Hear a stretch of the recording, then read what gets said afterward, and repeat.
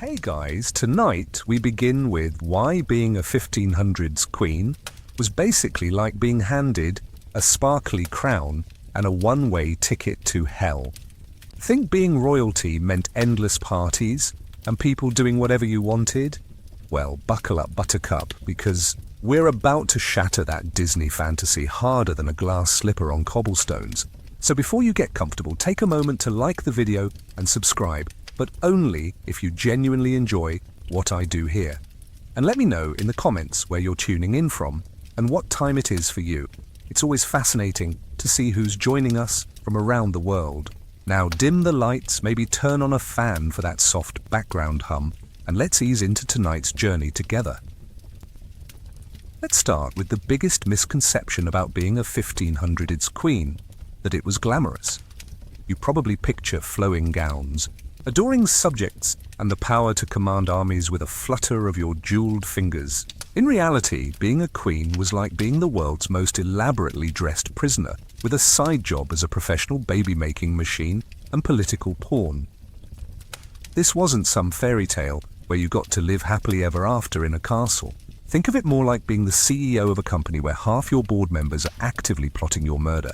Your job description is, don't die and produce male heirs, and your primary qualification for the position was, happened to be, born with the right reproductive organs to the right family. Oh, and if you failed at any aspect of your job, the consequences range from public humiliation to literal beheading. Fun times.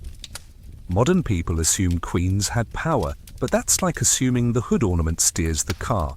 Sure, you were visible, shiny, and everyone looked at you, but you were basically expensive decoration, bolted onto a machine you had absolutely no control over. Your power was entirely dependent on whether your husband was alive, whether you'd produced the right kind of children, and whether the political winds were blowing in your favor that particular Tuesday. The reality was far messier than any Hollywood adaptation would have you believe. Queens were caught between impossible expectations: be submissive enough to not threaten male authority, but strong enough to rule if needed, be fertile enough to produce heirs, but not so sexually experienced that people questioned your virtue, be politically savvy enough to navigate court intrigue, but not so clever that men felt threatened. It was like trying to perform brain surgery while walking a tightrope in a corset that was literally trying to kill you.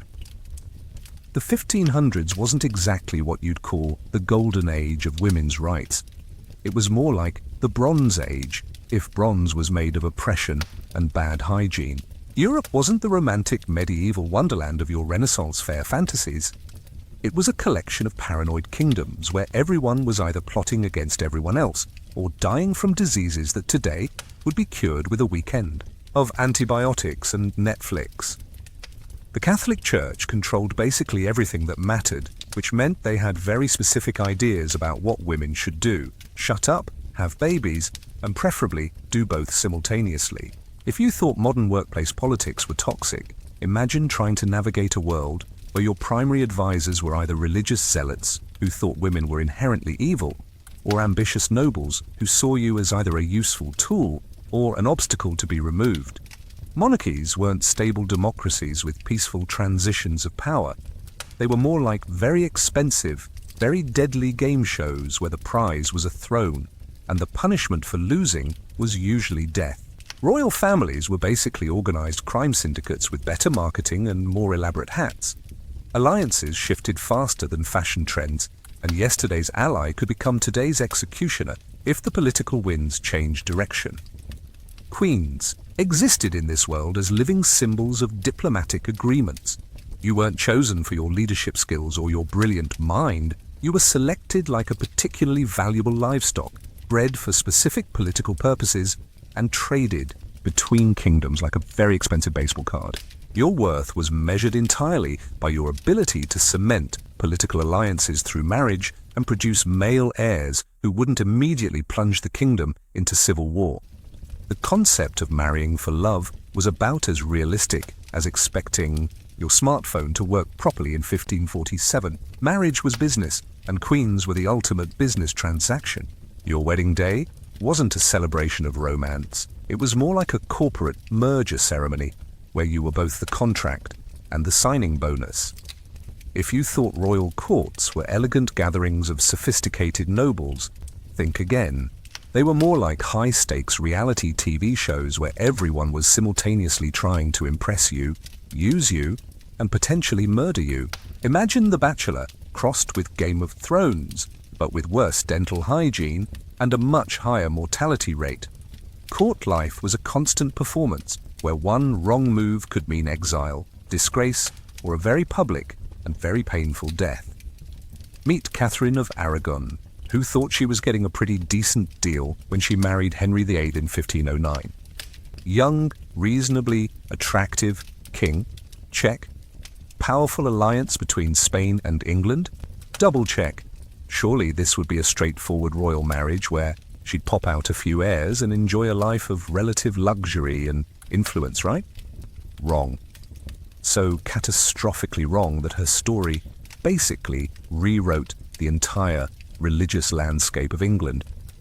Catherine was originally married to Henry's older brother Arthur, but Arthur had the audacity to die before producing any heirs. So naturally, Henry VIII swooped in like a bargain hunter at a clearance sale, married his brother's widow, and everyone pretended this wasn't weird. For the first few years, things seemed fine. Catherine was educated, spoke multiple languages, and actually had some political savvy. She even served as regent, while Henry was off playing soldier in France, successfully managing the kingdom and overseeing a military victory against the Scots. But here's where being a 1500s queen got really fun. Catherine's primary job wasn't ruling England, it was producing a male heir. And despite having 6 pregnancies, only one child survived to adulthood, a daughter, Mary. In Tudor England, having only a daughter was like showing up to a potluck with just a bag of stale crackers. Technically, you fulfilled the assignment, but everyone's going to be disappointed. Henry, being the mature and reasonable monarch he was, decided that Catherine's failure to produce a son was clearly God's punishment for marrying his brother's widow. Never mind that he'd been perfectly happy with this arrangement for nearly 2 decades. Suddenly it was a theological crisis that could only be solved by annulling his marriage and finding a newer, more fertile model. Catherine, however, had to the unmitigated gall to disagree with Henry's convenient religious revelation. She insisted that her marriage to Arthur had never been consummated, medieval TMI alert, making her marriage to Henry perfectly legitimate in God's eyes. She refused to quietly disappear into a convent like a good little discarded queen. Instead, fighting the annulment with the determination of someone who correctly recognized that agreeing to it would make her daughter illegitimate and destroy her own life completely. The result? Henry broke with the Catholic Church, declared himself head of the Church of England, and turned the entire country Protestant just to divorce one stubborn Spanish princess. Catherine went from Queen of England to the Dowager Princess of Wales. Essentially getting demoted from queen to royal has been faster than you can say religious reformation. She spent her final years in increasingly grim conditions, isolated from her daughter, stripped of her household, and basically under house arrest. Henry wouldn't even let Mary visit her dying mother, because apparently even family deathbed scenes needed to serve his political purposes. Catherine died in 1536, probably from cancer, though some suspected poison because this was the Tudor court, and suspicious deaths were basically the national pastime. And if you think that's tragically unfair, wait until you hear about what happened to Henry's next wife, Anne Boleyn, who thought she was so clever for seducing the king away from Catherine. Spoiler alert. She kept her head for exactly 3 years. This wasn't just about one woman's personal tragedy. Though Catherine's story is heartbreaking enough on its own, her refusal to accept Henry's annulment literally changed the course of Western civilization. The English Reformation happened because a Spanish princess wouldn't go quietly into early retirement, and the religious and political consequences of that decision shaped European politics for centuries. But Catherine's story also perfectly illustrates the impossible position of 1500s queens. They were expected to be politically insignificant, enough to be easily discarded when convenient, but also strong enough to represent their birth country's interests. They needed to be fertile enough to ensure dynastic succession, but not so sexually experienced that their virtue could be questioned. They had to be submissive enough to not threaten male authority, but assertive enough to defend their positions when attacked. Christina's abdication was both a rejection of traditional royal expectations and a recognition that the Swedish political system wasn't compatible with her personal goals and beliefs. Unlike Elizabeth, who had found ways to rule successfully, while remaining unmarried, Christina decided that ruling itself was incompatible with the life she wanted to live. These new players showed that the options for royal women were expanding, but they were also becoming more complex and dangerous. The traditional model of submissive, childbearing queens was breaking down, but the alternatives often involved political conflicts, religious persecution, or complete rejection of royal life itself. But some problems persisted regardless of which approach royal women chose. The fundamental contradiction between women's political roles and social expectations continued to create impossible situations that no amount of individual skill or innovation could completely resolve. Queens still faced criticism for being too active or too passive, too feminine or too masculine, too foreign or too domestic in their interests and loyalties. The marriage pressure had evolved but not disappeared. While Elizabeth had proven that queens could remain unmarried, most royal women still became queens through marriage, and the political and economic pressures that made royal marriages strategic rather than romantic hadn't changed. Queens consort still faced the same impossible balancing acts between personal happiness and political necessity that had destroyed their 16th century predecessors. Religious conflicts, if anything, had become more intense and more personal. The religious wars of the 17th century made queens' faith a more significant political issue than ever before, creating situations where personal religious convictions could lead to political persecution, exile, or death. Queens found themselves caught between their personal beliefs and their political obligations in ways that were often impossible to reconcile. The heir production pressure remained as intense as ever, especially as infant mortality rates remained high, and succession disputes continued to threaten political stability. Medical knowledge had improved only marginally, meaning that pregnancy and childbirth were still extremely dangerous for queens, while the political consequences of reproductive failure remained catastrophic. Perhaps most problematically, the expanded options for royal women had created new forms of conflict and criticism without eliminating the old ones. Queens who chose traditional paths were criticized for being weak and unambitious, while those who chose more independent approaches were criticized for being unnatural and unfeminine. There was still no way for royal women to win. The goalposts had just moved to different positions. The economic pressures facing monarchies were intensifying, creating new demands on royal households, while traditional sources of revenue were becoming less reliable. Queens found themselves expected to manage increasingly complex financial situations while still maintaining the elaborate court culture that was seen as necessary for royal prestige and political authority. International politics were becoming more complex and more dangerous, with longer and more destructive wars creating ongoing crises that tested royal women's political skills and personal resilience. The military conflicts of the 17th century often lasted for decades, creating prolonged periods of uncertainty and danger that made all aspects of royal life more difficult. The information revolution created by improved printing and communication meant that royal women's actions were subject to more scrutiny and criticism than ever before. Pamphlets, newspapers, and diplomatic correspondence spread news about royal scandals, failures, and controversies across Europe faster than ever before, making it impossible for queens to manage their reputations through traditional methods. Social changes were also creating new expectations about royal women's roles in charity, education, and cultural patronage, adding new responsibilities to their already impossible job descriptions. Queens were expected to be moral exemplars for their subjects, while also being sophisticated political actors, charitable benefactors, cultural patrons, and successful wives and mothers. The fundamental problem remained unchanged. Royal women were still expected to be simultaneously powerful and powerless, visible and invisible, influential and submissive, successful in all areas, while having control over none of the factors that determined success or failure. Compared to their 16th century predecessors, 17th century queens had more options but not necessarily better outcomes. The expanded possibilities for female authority that Elizabeth had created were real, but they came with new costs and complications that made royal life different but not necessarily easier for women.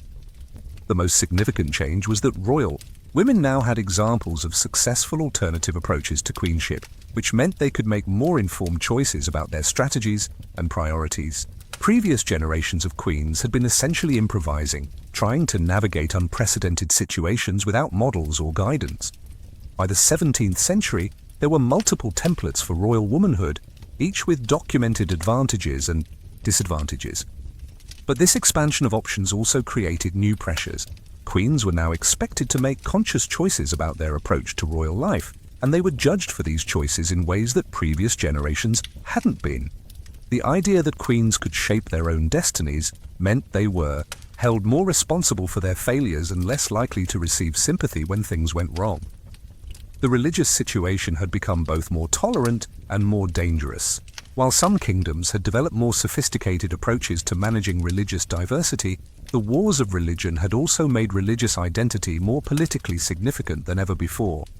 Queens faced less pressure to convert to their husbands' religions, but more pressure to navigate complex religious politics that could have life or death consequences. Compared to other European royal women, English queens had particular advantages due to England's growing power and the precedent set by Elizabeth's reign. But these advantages came with corresponding expectations about independence and authority that could be difficult to meet. Queens of smaller or less stable kingdoms often had more traditional, but also more predictable roles. The most universal pattern was that successful royal women had learned to build strong support networks both domestically and internationally. The queens who survived and thrived were those who understood that royal authority was collaborative rather than individual, requiring careful relationship management and political coalition building. What was unique about this period was that royal women were beginning to write their own histories and document their experiences in ways that provided guidance for future generations. The letters, memoirs, and political writings of 17th century queens created an informal curriculum for royal womanhood that was more sophisticated and realistic than the idealized models that previous generations had relied on. The most important lesson from comparative analysis was that while individual queens could find ways to succeed within the constraints of royal life, the fundamental problems of the system required systemic rather than individual solutions. No amount of personal skill, political sophistication, or strategic thinking could completely overcome a system that was structurally hostile to women's autonomy and well-being. By the late 17th and early 18th centuries, signs pointed to major changes in how royal marriage and queenship would function, though the transformation would be gradual and uneven across different European kingdoms. The absolute monarchy system that had made queens so vulnerable was beginning to show cracks as political power became more distributed and constitutional limitations on royal authority became more common.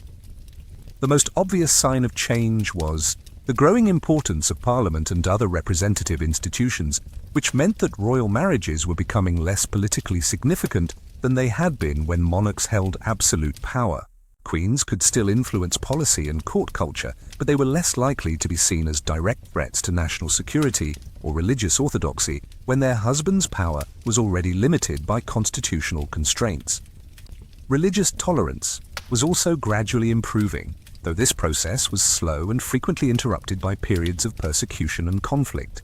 The idea that kingdoms could survive having rulers of different faiths from their subjects was becoming more acceptable, which reduced the pressure on queens to convert to their husbands' religions or to hide their personal beliefs. What key players could see was that the old system of royal marriage as international diplomacy was becoming less effective as new forms of international relations developed. Trade relationships, colonial competition, and balance of power politics were becoming more important than dynastic alliances, which meant that royal marriages were carrying less political weight and creating fewer opportunities for queens to accidentally trigger international crises. But what many people missed was how these changes would create new challenges for royal women.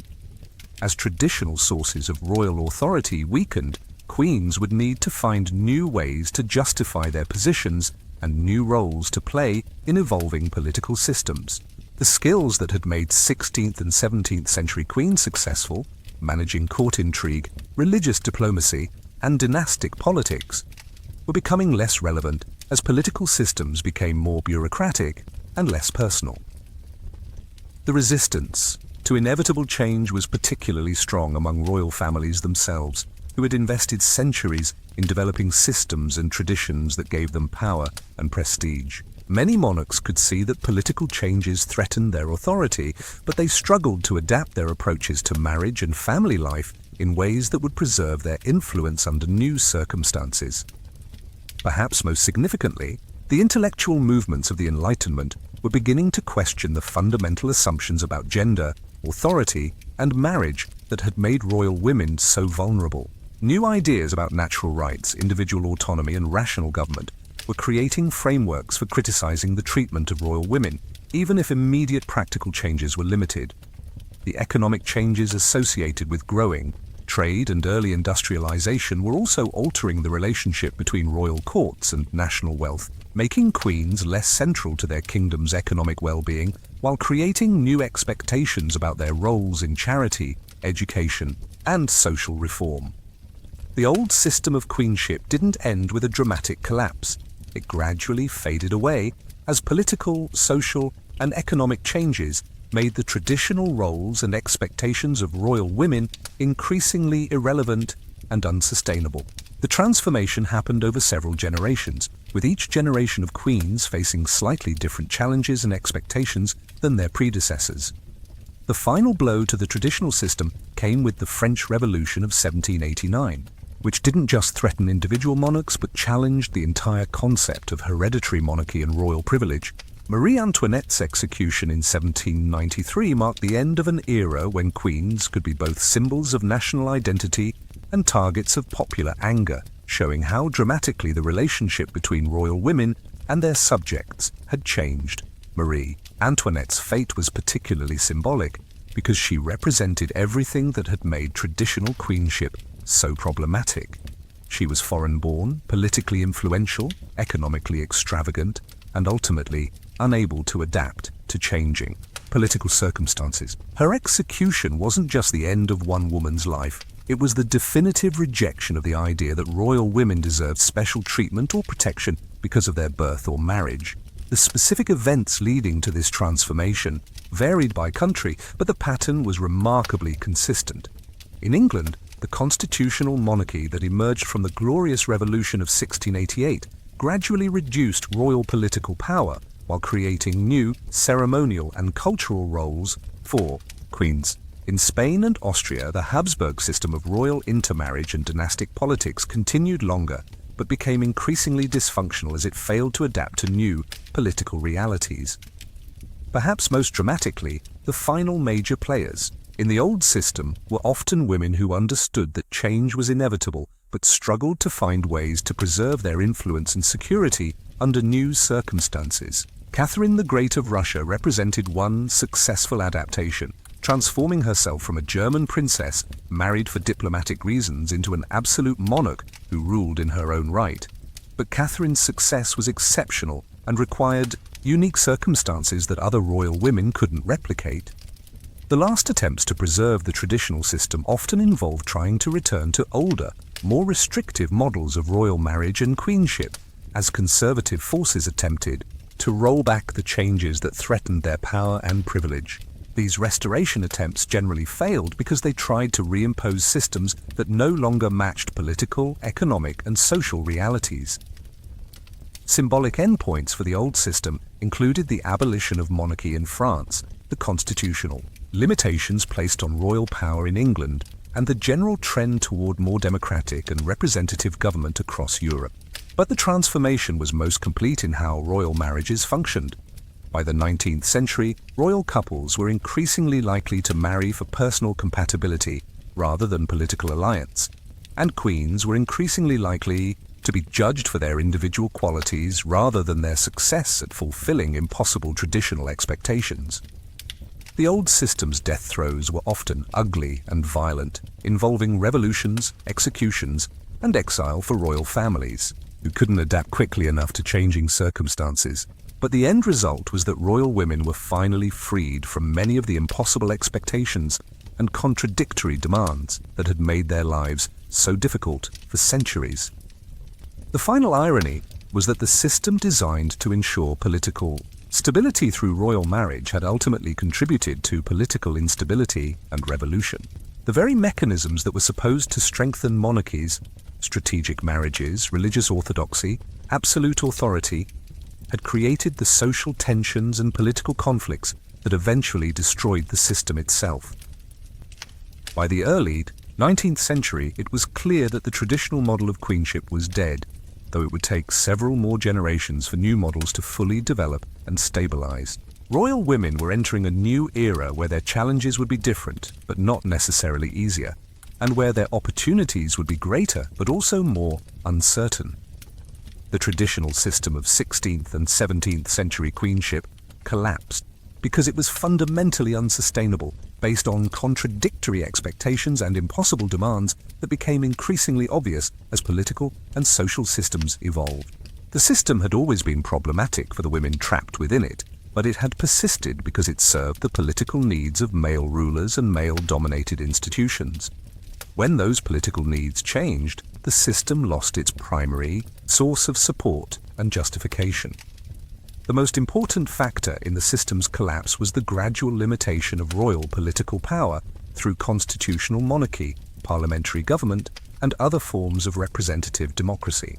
When kings lost absolute authority, queens lost both the potential for real political influence and the potential for real political danger.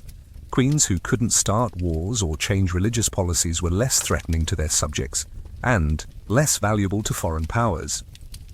Economic changes also played a crucial role. As national wealth became less dependent on royal courts and more dependent on trade, manufacturing, and colonial exploitation, royal marriages became less economically significant. Queens who couldn't control their kingdom's economic policies were less important as diplomatic tools and less dangerous as potential foreign agents. Religious changes were equally important. As religious tolerance increased and the connection between political authority and religious orthodoxy weakened, queens' personal faith became less politically significant. The religious wars that had made Catholic queens in Protestant kingdoms so dangerous were ending, and the idea that kingdoms needed religious uniformity to maintain political stability was being abandoned. Perhaps most significantly, intellectual and cultural changes associated with the Enlightenment created new frameworks for thinking about individual rights, gender roles, and political authority that made the traditional treatment of royal women seem increasingly unjust and irrational. New ideas about natural rights and individual autonomy provided vocabularies for criticizing systems that trapped women in impossible situations while blaming them for failures that were structurally inevitable. The role of individuals versus historical forces in this transformation is complex. Exceptional queens like Elizabeth I and Catherine the Great certainly demonstrated that alternatives to traditional queenship were possible, and their examples influenced how later generations thought about women's capabilities and potential. But individual success stories couldn't overcome systemic problems that were built into the structure of absolute monarchy and diplomatic marriage systems. What could have been done differently is an interesting counterfactual question. If royal families had been more willing to adapt their marriage and succession practices to changing political circumstances, they might have preserved more of their authority and influence. If religious leaders had been more tolerant and political theorists had been more creative about imagining alternatives to absolute monarchy, the transition might have been less violent and disruptive. But the fundamental problem was that the traditional system served too many competing interests while satisfying none of them completely. Royal women were trapped by systems designed primarily to benefit male rulers, male nobles, and male religious authorities. When those groups found other ways to achieve their political goals, they had little incentive to preserve systems that were expensive, complicated, and increasingly controversial. The inevitability versus contingency question is also complex. Some changes, like the growth of representative government and religious tolerance, seem to have been driven by broad historical forces that individual actions could influence but not control. But other changes, like the specific timing and violence of particular political revolutions, were more contingent on individual decisions and particular circumstances. The immediate aftermath of the traditional queenship system's collapse was chaos, uncertainty, and experimentation. As royal families, political institutions, and societies more generally tried to figure out what would replace the old models, who stepped into the vacuum left by the decline of traditional royal authority, varied dramatically by country and circumstance, but the overall pattern was toward more democratic and representative forms of government that gave royal women less political power but also less political vulnerability. In many cases, the immediate legacy was violent revolution and political upheaval, as the social tensions that the old system had created but not resolved finally exploded into open conflict. The French Revolution was the most dramatic example, but similar patterns of revolutionary violence occurred across Europe as old political systems collapsed and new ones struggled to emerge. Short-term consequences included the exile, imprisonment, or execution of many royal families who had been unable to adapt quickly enough to changing circumstances. Royal women who had spent their lives learning to navigate the traditional system suddenly found themselves refugees, prisoners, or targets of popular anger, with few skills or resources for surviving in the new political environment. Contemporary reactions varied wildly depending on political perspective and social position. Conservative forces across Europe were horrified by the collapse of traditional monarchy and the threat to establish social hierarchies, leading to periods of reaction and restoration that attempted to reimpose older systems. Liberal and democratic forces celebrated the end of absolute monarchy and the expansion of political rights, though they weren't always consistent in extending these rights to women. The attempts at revival or continuation of traditional royal systems were generally unsuccessful because they failed to address the fundamental problems that had caused the original collapse. Restoration monarchies in 19th century Europe often tried to recreate the appearance of traditional royal authority without understanding why the substance had become impossible to maintain. Perhaps most significantly, the immediate legacy included the recognition that royal women's experiences had revealed fundamental problems with how European societies treated women more generally. The contradictions and impossibilities that had made royal women's lives so difficult were present in different forms throughout social hierarchies, leading to broader movements for women's rights and gender equality. The immediate practical legacy was the need to develop new models for royal marriage, royal authority, and royal women's roles that would be compatible with constitutional monarchy, religious tolerance, and more democratic political systems. This process took several generations and produced varied results, but it generally involved reducing royal political power while expanding royal ceremonial and cultural roles. The psychological legacy was equally important, as royal families had to adjust to being less politically significant while maintaining their social status and economic security. This adjustment was particularly difficult for royal women, who had to find new sources of identity and purpose after centuries of being defined primarily by their relationships to male rulers and their success at fulfilling impossible traditional expectations. The legacy of 16th century queenship shaped European political development in ways that are still visible today, creating patterns of gender inequality, constitutional monarchy, and royal ceremonialism that continue to influence how modern societies think about power, authority, and women's roles. The specific influences of these long-dead queens extend far beyond royal families, affecting everything from marriage law to international diplomacy to popular culture. Perhaps most significantly, the struggles of Tudor and Habsburg queens helped establish the principle that political authority shouldn't depend on personal relationships or reproductive success. The disasters that befell Catherine of Aragon, Anne Boleyn, and Mary Queen of Scots provided powerful arguments for separating political power from family dynamics, contributing to the development of constitutional monarchy and representative government that reduced the personal stakes of royal marriage. The religious conflicts that made queens like Catherine of Aragon and Henrietta Maria so politically vulnerable, ultimately contributed to the development of religious tolerance and the separation of church and state. Later generations looked at the chaos caused by royal religious disputes and concluded that political stability required reducing the political significance of personal religious beliefs, a principle that became foundational to modern democratic government.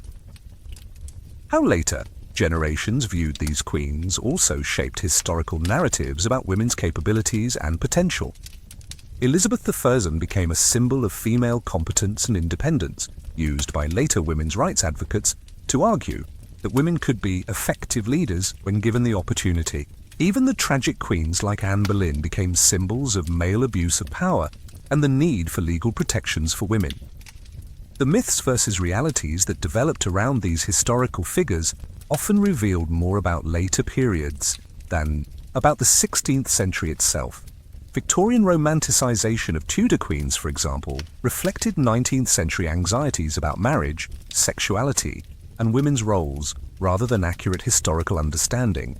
But these myths were historically significant in their own right, influencing how later generations thought about gender, power, and tradition. Why some queens remained important while others were forgotten often had more to do with political usefulness than historical significance. Elizabeth, I remained a powerful symbol because her story could be used to support various political agendas, while equally remarkable queens like Margaret of Austria were largely forgotten because their stories didn't fit convenient narratives about national identity or women's progress. The impact on legal and political development was enormous. The marriage disasters of the Tudor period contributed to reforms in marriage law, inheritance rights, and legal protections for women. The religious conflicts involving royal wives helped establish principles of religious freedom and tolerance. The succession crises caused by queens' reproductive failures led to more sophisticated approaches to constitutional monarchy and parliamentary government. Perhaps most importantly, the experiences of 16th century queens provided a historical laboratory for understanding the consequences of gender inequality and male abuse of power. Their stories became cautionary tales that influenced how later societies thought about women's rights, domestic violence, and the relationship between personal and political power. The intellectual legacy was equally significant. The contradictions and impossibilities that defined 16th century queenship helped later political theorists understand the importance of individual rights, constitutional limitations on power, and the dangers of absolute monarchy.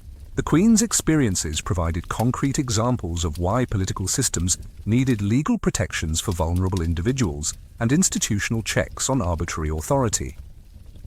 Modern European constitutional monarchies still reflect lessons learned from the disasters of 16th century royal marriage. The ceremonial roles that modern queens play, the constitutional limitations on royal political power, and the legal protections for royal family members all developed partly as responses to the chaos and violence that characterized earlier royal systems. Today we can see echoes of 16th century queenship in countless modern situations where women are expected to manage impossible contradictions, blamed for outcomes they can't control, and held to standards that are simultaneously unrealistic and contradictory. The specifics have changed, but the underlying patterns of gender inequality and impossible expectations persist in ways that would be familiar to Catherine of Aragon or Anne Boleyn. Consider modern political spouses who face many of the same impossible expectations that royal wives encountered. They're expected to be supportive but not too influential, visible but not too prominent, politically astute but not too independent. Like 16th century queens, they're judged for their husbands' political failures while having little control over political decisions. The criticism of political wives for being either too ambitious or too passive, too involved or too detached, perfectly mirrors the contradictory expectations that destroyed so many royal marriages. The pressure on modern women to have it all, successful careers, perfect marriages, beautiful children, flawless appearances, and meaningful social contributions, is essentially a contemporary version of the impossible expectations placed on royal women. Modern women are expected to excel in every area of life simultaneously while making it look effortless, just as queens were expected to be perfect wives, mothers, diplomats, and symbols of virtue all at once. Corporate culture provides particularly striking parallels. Women executives face the same double bind that royal women navigated, being criticized for being too aggressive or too passive, too feminine or not feminine enough, too focused on work or too focused on family. The queen bee phenomenon, where successful women are expected to mentor other women while also being criticized if they're too supportive of female colleagues, mirrors the impossible expectations royal women faced about supporting each other while competing for limited resources and security. Social media has created new versions of the constant surveillance that royal women endured. Modern women, especially those in public positions, live with the knowledge that everything they do will be scrutinized, criticized, and potentially used against them. The pressure to maintain perfect public personas while dealing with private struggles is remarkably similar to what royal women experienced, just with different technology and broader audiences. The modern fertility industry and cultural pressure around motherhood echo the reproductive expectations that made queens' lives so miserable. Women today face intense pressure to conceive, carry pregnancies to term, and raise perfect children while maintaining careers and relationships. The blame placed on women for fertility problems, pregnancy complications, and children's behavioral issues mirrors the way queens were blamed for reproductive failures that were largely beyond their control. International business and diplomacy still involve situations where women are expected to represent their organizations or countries while navigating cultural expectations about appropriate female behavior. Female ambassadors, executives, and other international representatives often face the same challenges royal women did, managing competing loyalties, cultural differences, and gender expectations while trying to accomplish professional goals. The pattern of victim blaming that destroyed so many royal women is still pervasive in how society treats women who experience domestic violence, workplace harassment, or other forms of abuse. Like royal wives who are blamed for their husband's violence or infidelity, modern women are often questioned about what they did to provoke mistreatment or why they didn't leave abusive situations, ignoring the structural factors that make escape difficult or impossible. Celebrity culture has created modern equivalents to royal courts, where famous women navigate impossible expectations about their appearances, relationships, and behavior while dealing with constant media scrutiny.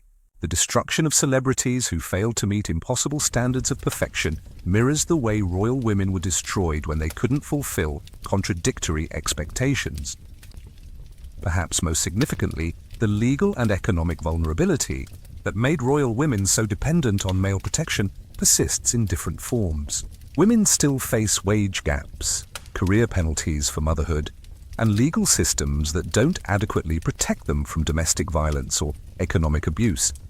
The fundamental power imbalances that made royal marriage so dangerous for women continue to affect millions of women in less dramatic but equally consequential ways. The key takeaway from studying 16th century queenship is that individual women's failures or successes were largely determined by structural factors beyond their control, and that blaming women for outcomes they couldn't influence was both unjust and counterproductive. This lesson applies directly to how modern societies should approach gender inequality and women's rights.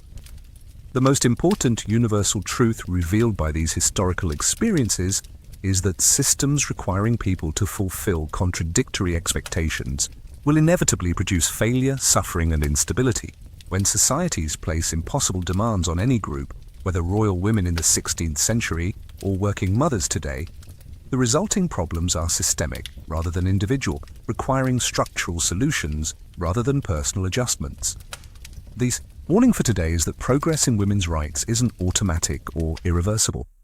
The improvements in women's legal status, economic opportunities, and personal autonomy that have occurred since the 16th century represent real gains, but they're also fragile and require ongoing protection and advocacy. The ease with which royal women's positions could be destroyed shows how quickly progress can be reversed when political, economic, or social pressures create incentives for restricting women's rights.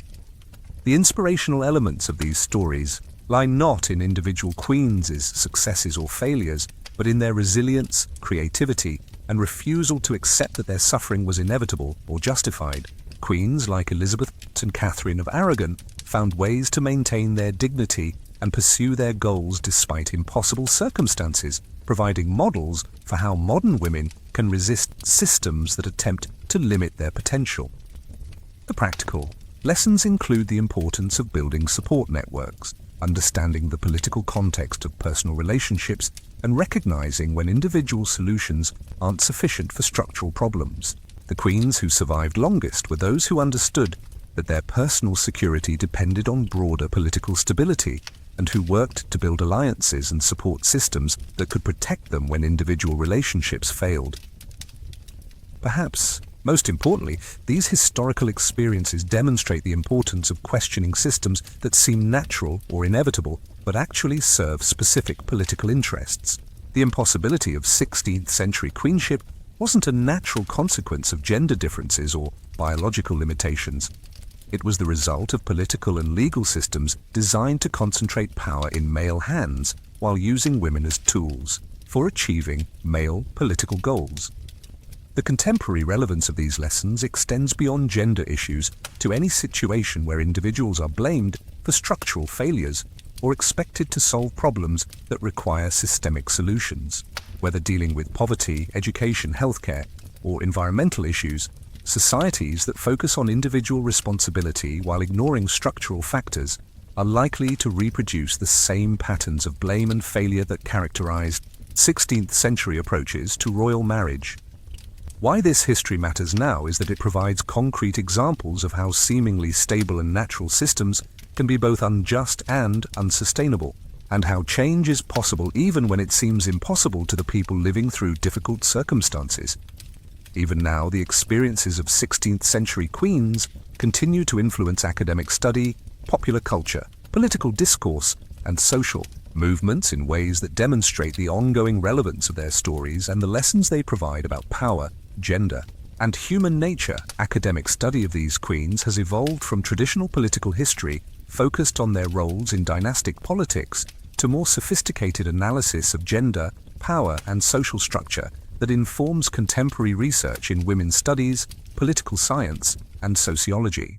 Modern historians use these women's experiences to understand how gender inequality functions, how political systems affect individual lives, and how social change occurs over time. Popular culture's fascination with Tudor queens in particular reflects ongoing cultural anxieties about marriage, power, and women's roles. Television shows, novels, and films about these historical figures consistently rank among the most popular historical entertainment, suggesting that their stories continue to resonate with contemporary audiences dealing with similar challenges in different contexts. Political discourse regularly invokes these historical examples when discussing women's rights, political leadership, and the relationship between personal and political power.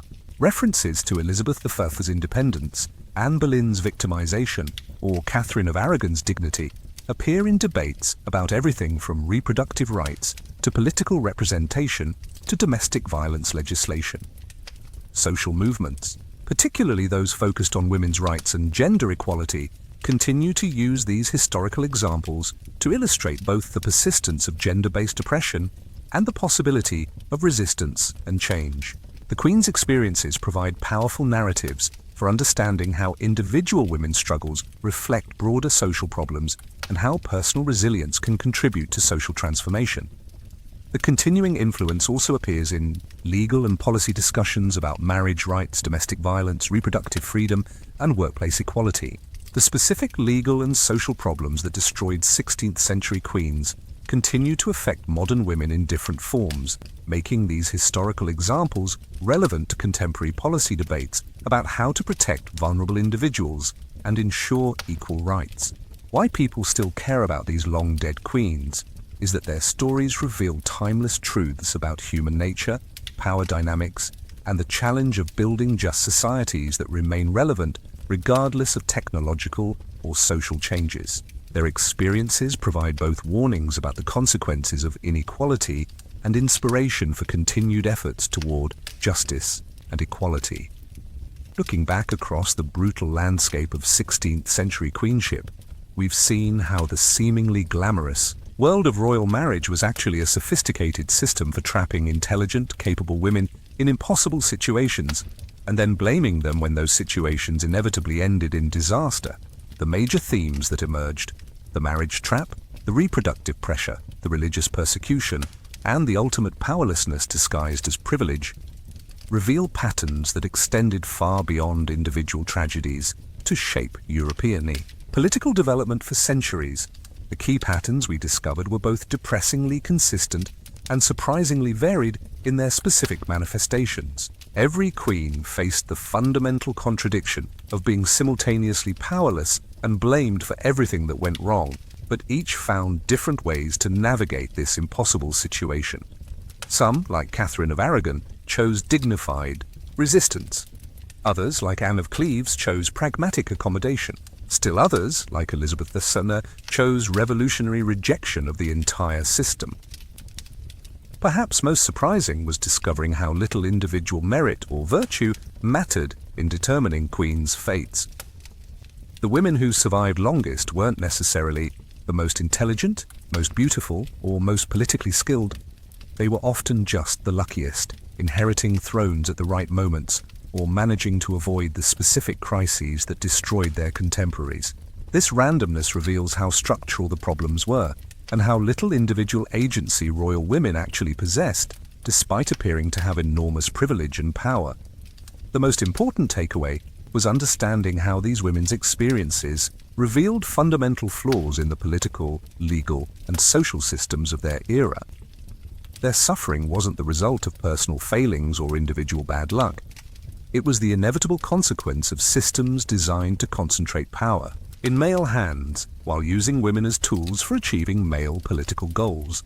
The fact that even the most privileged women in European society couldn't escape these contradictions shows how deeply embedded gender inequality was in the structure of 16th century civilization. How our understanding evolved throughout this exploration was equally significant.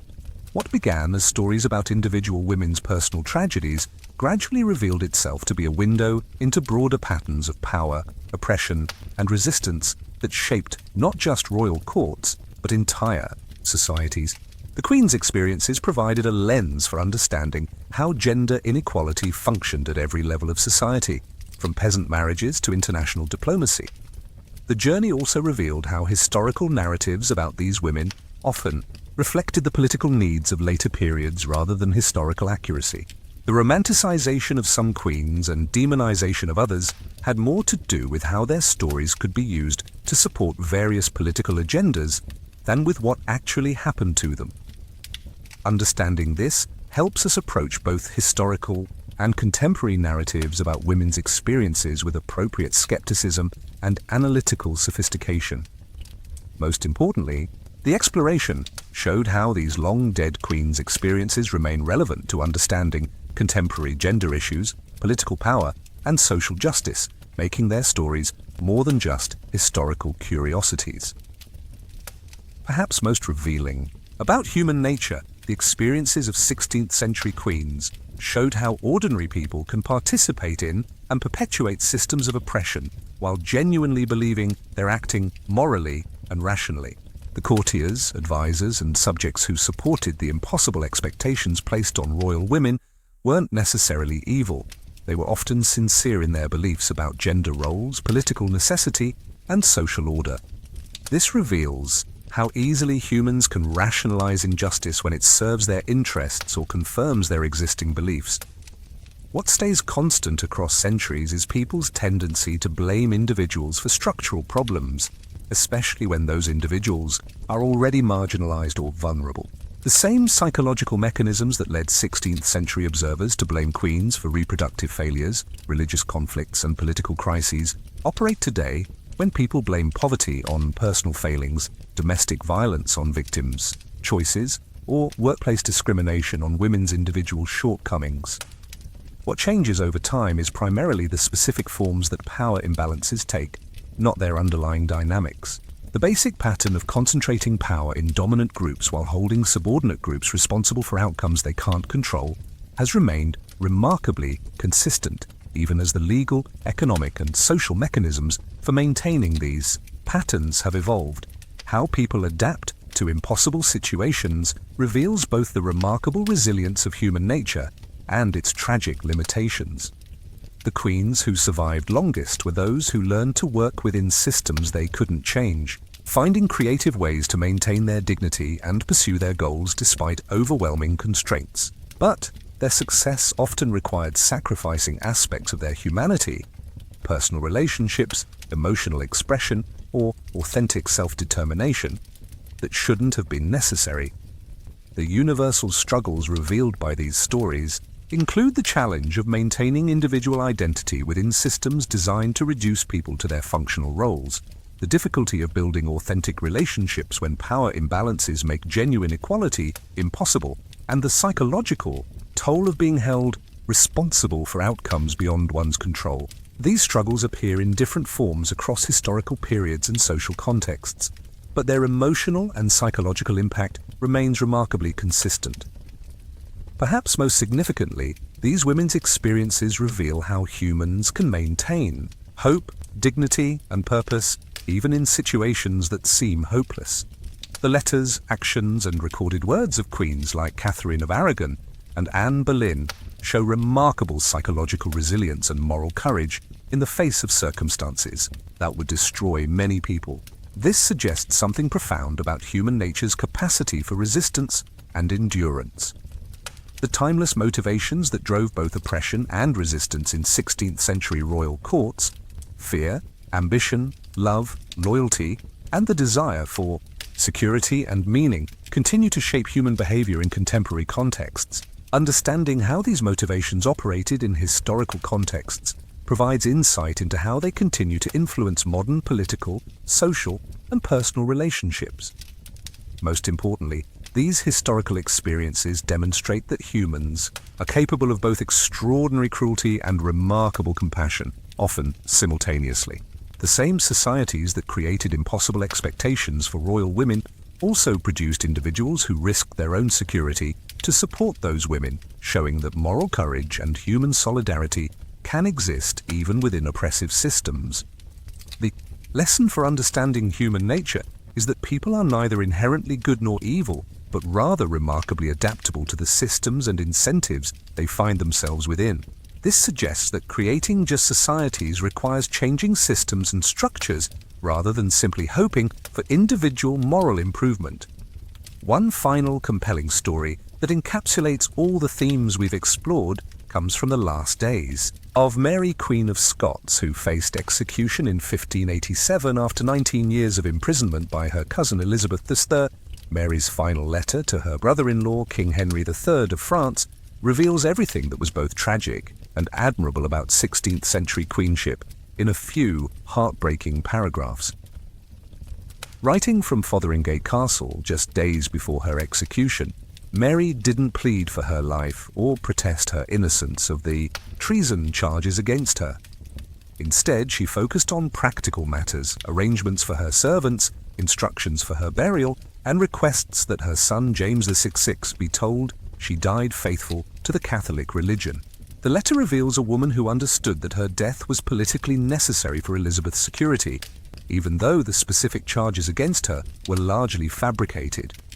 What this story encapsulates about the broader themes is how even in death, Mary was caught between impossible expectations and competing loyalties. She was executed for allegedly plotting against Elizabeth, but her real crime was existing as a potential alternative to Elizabeth's rule.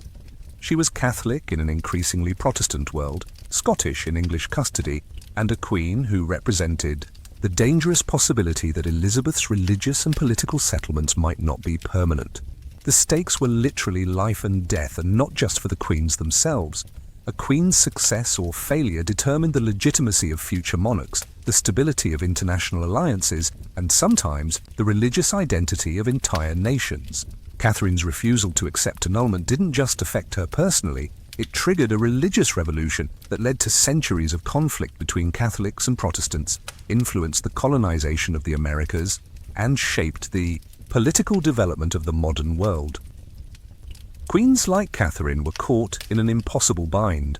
They were simultaneously powerless and enormously consequential, expected to be both invisible and influential, required to sacrifice their personal happiness for political necessity while being blamed when those political necessities didn't work out as planned.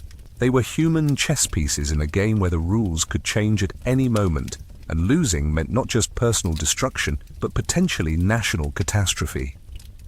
Every decision a queen made rippled outward through history, affecting not just her own fate, but the lives of millions of subjects, the stability of governments, and the balance of power between nations. No pressure at all, but Catherine's stubborn refusal to disappear quietly was just the beginning of the Tudor queens' spectacular collision with the harsh realities of 1500s royal life. Her story set the stage for an entire dynasty of women who would discover that wearing a crown in the 16th century was less like being a Disney princess and more like being a very expensively dressed target in a shooting gallery. The woman who replaced Catherine thought she was so much cleverer, so much more sophisticated in her understanding of how to manage a volatile king. Anne Boleyn had watched Catherine's downfall and was convinced she could avoid the same fate through wit, charm, and superior political maneuvering.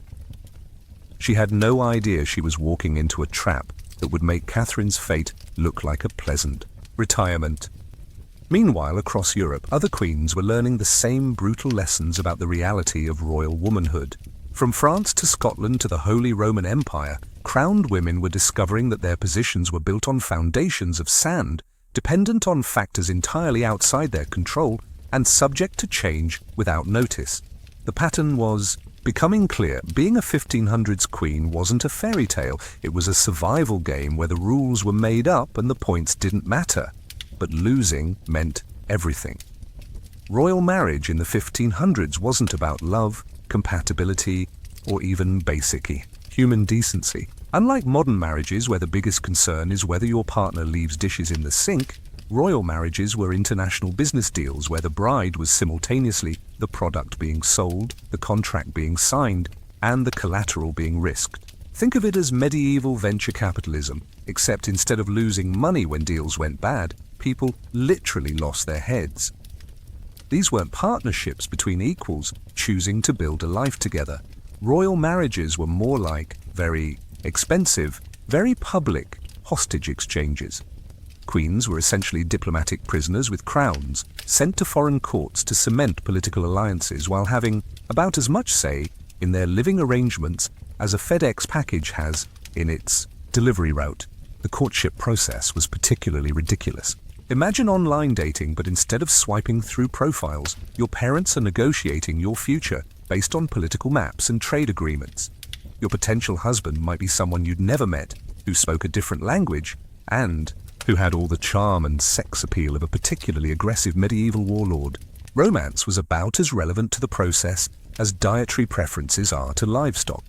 Technically a consideration, but not one that anyone actually cared about.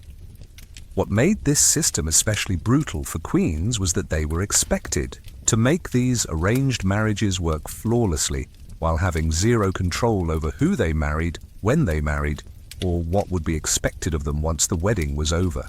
It was like being forced to perform brain surgery with a blindfold on while someone held a gun to your head and criticized your technique. The success or failure of these marriages didn't just affect the couple involved, they determined whether nations went to war, whether trade agreements held, and whether entire dynasties survived. No pressure, but your personal compatibility with a stranger could literally reshape the map of Europe. Take Anne of Cleves, who became Henry VIII's fourth wife, in what might be history's most awkward case of medieval catfishing. Henry had seen a flattering portrait by Hans Holbein and decided she looked like good marriage material, which in Tudor terms meant likely to produce male heirs and cement an alliance with Protestant German states. The portrait made Anne look like a Renaissance beauty. In person, Henry allegedly said she looked like a Flanders mare. Charming guy, really? The marriage was a disaster from the wedding night. Henry claimed he couldn't consummate the marriage because he found Anne physically repulsive, which must have been a real confidence boost for a woman who'd just traveled hundreds of miles to marry a king she'd never met. Anne, for her part, was apparently so naive about sex that she thought sleeping in the same bed as Henry constituted consummation. When asked by her ladies-in-waiting why she wasn't pregnant yet, she reportedly said, "When he comes to bed, he kisses me and taketh me by the hand and biddeth me good night, sweetheart, and in the morning kisses me and biddeth me farewell, darling." Is not this enough, sweet Anne? That is definitely not enough. Henry, being Henry, decided the solution to his buyer's remorse was to annul this marriage too. But Anne had watched what happened to Catherine of Aragon and Anne Boleyn. Spoiler. One died in misery, the other got beheaded, and she was smart enough to realize that fighting Henry was a losing game. So she agreed to the annulment in exchange for a generous settlement, becoming the only one of Henry's wives to keep her head and her dignity intact. She spent the rest of her life as an honorary royal sister, essentially becoming Henry's ex-wife, who actually got a decent divorce settlement. Meanwhile, across the Channel, things were getting equally messy. Mary, Queen of Scots, became queen when she was literally 6 days old, which should have been everyone's first clue that maybe the system needed some tweaking. By age 5, she was engaged to Henry VIII's son Edward, because apparently, Tudor family therapy involved arranging marriages between toddlers.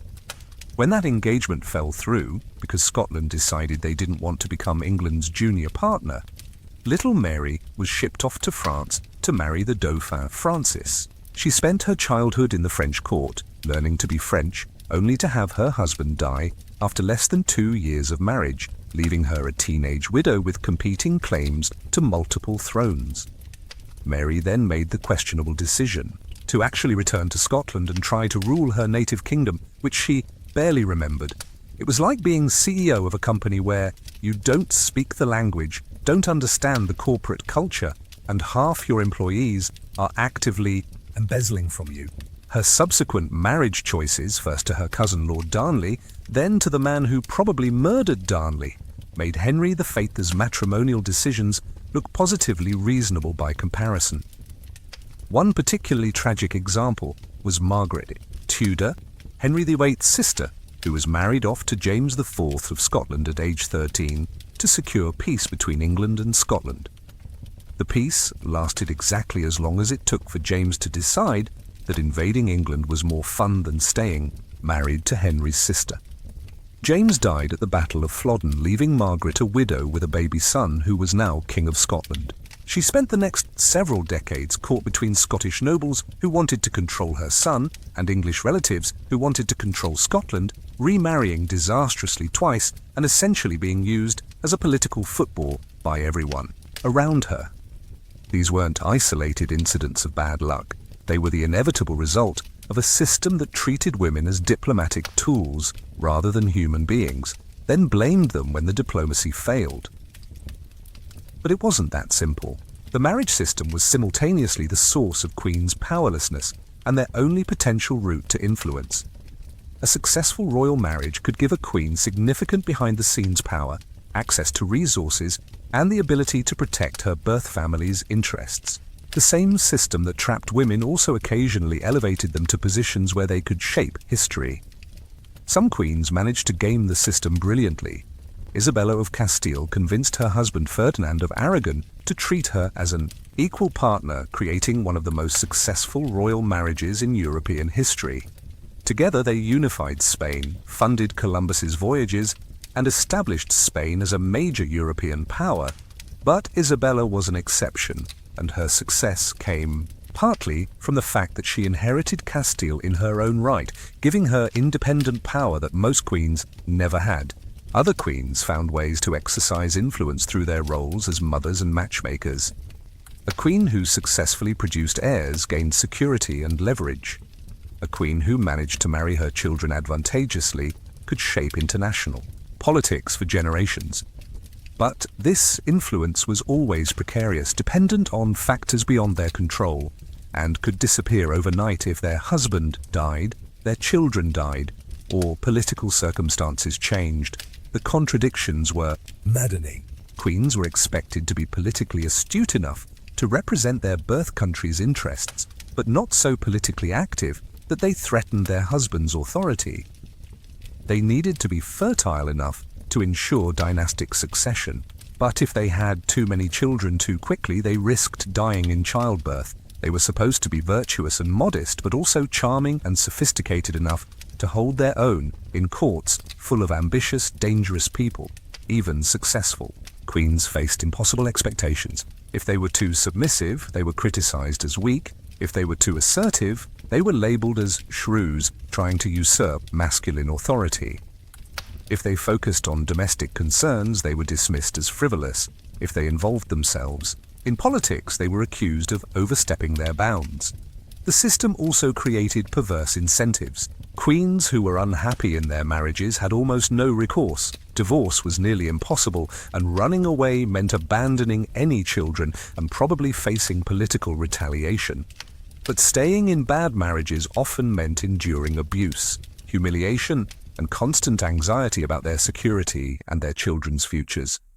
The result was a generation of queens who lived in constant fear, walking on eggshells in their own homes while trying to fulfill impossible expectations. Many developed what we now recognize as anxiety disorders, depression, and PTSD. They lived with the knowledge that their security depended entirely on factors they couldn't control: their husband's mood, their fertility, international politics, and the survival of their children. Some queens retreated into religious devotion, finding in faith the only realm where they had some degree of autonomy. Catherine of Aragon spent her final years in increasingly intense religious observance. Anne of Cleves became known for her charitable works and pious lifestyle. Religion offered both comfort and a socially acceptable way for women to exercise some form of authority and purpose beyond their roles as wives and mothers. Others became master manipulators, learning to exercise power indirectly through charm, intrigue, and careful alliance building. These queens developed sophisticated networks of supporters, using their positions to reward loyalty and punish enemies. But this approach required constant vigilance and carried enormous risks. 1. Miscalculation could result in exile, imprisonment, or death. The psychological toll was enormous. Queens lived with constant surveillance, never knowing who they could trust. Their letters were read, their conversations monitored, their movements restricted. They were simultaneously the most visible women in their kingdoms and among the most isolated, surrounded by people who wanted to use them, but rarely by anyone who genuinely cared about their well-being. The impact on their children was often devastating. Royal children grew up watching their mothers navigate impossible situations, learning that love was subordinate to politics and that family relationships were tools for advancement rather than sources of comfort. Many royal children developed complicated relationships with power, authority, and intimacy that shaped their own reigns and marriages. Perhaps most tragically, the queens who tried to protect their children often made their situations worse. Mary, Queen of Scots' attempts to secure her son's future contributed to her downfall. Catherine of Aragon's fight to preserve her daughter's legitimacy resulted in years of separation and mutual suffering.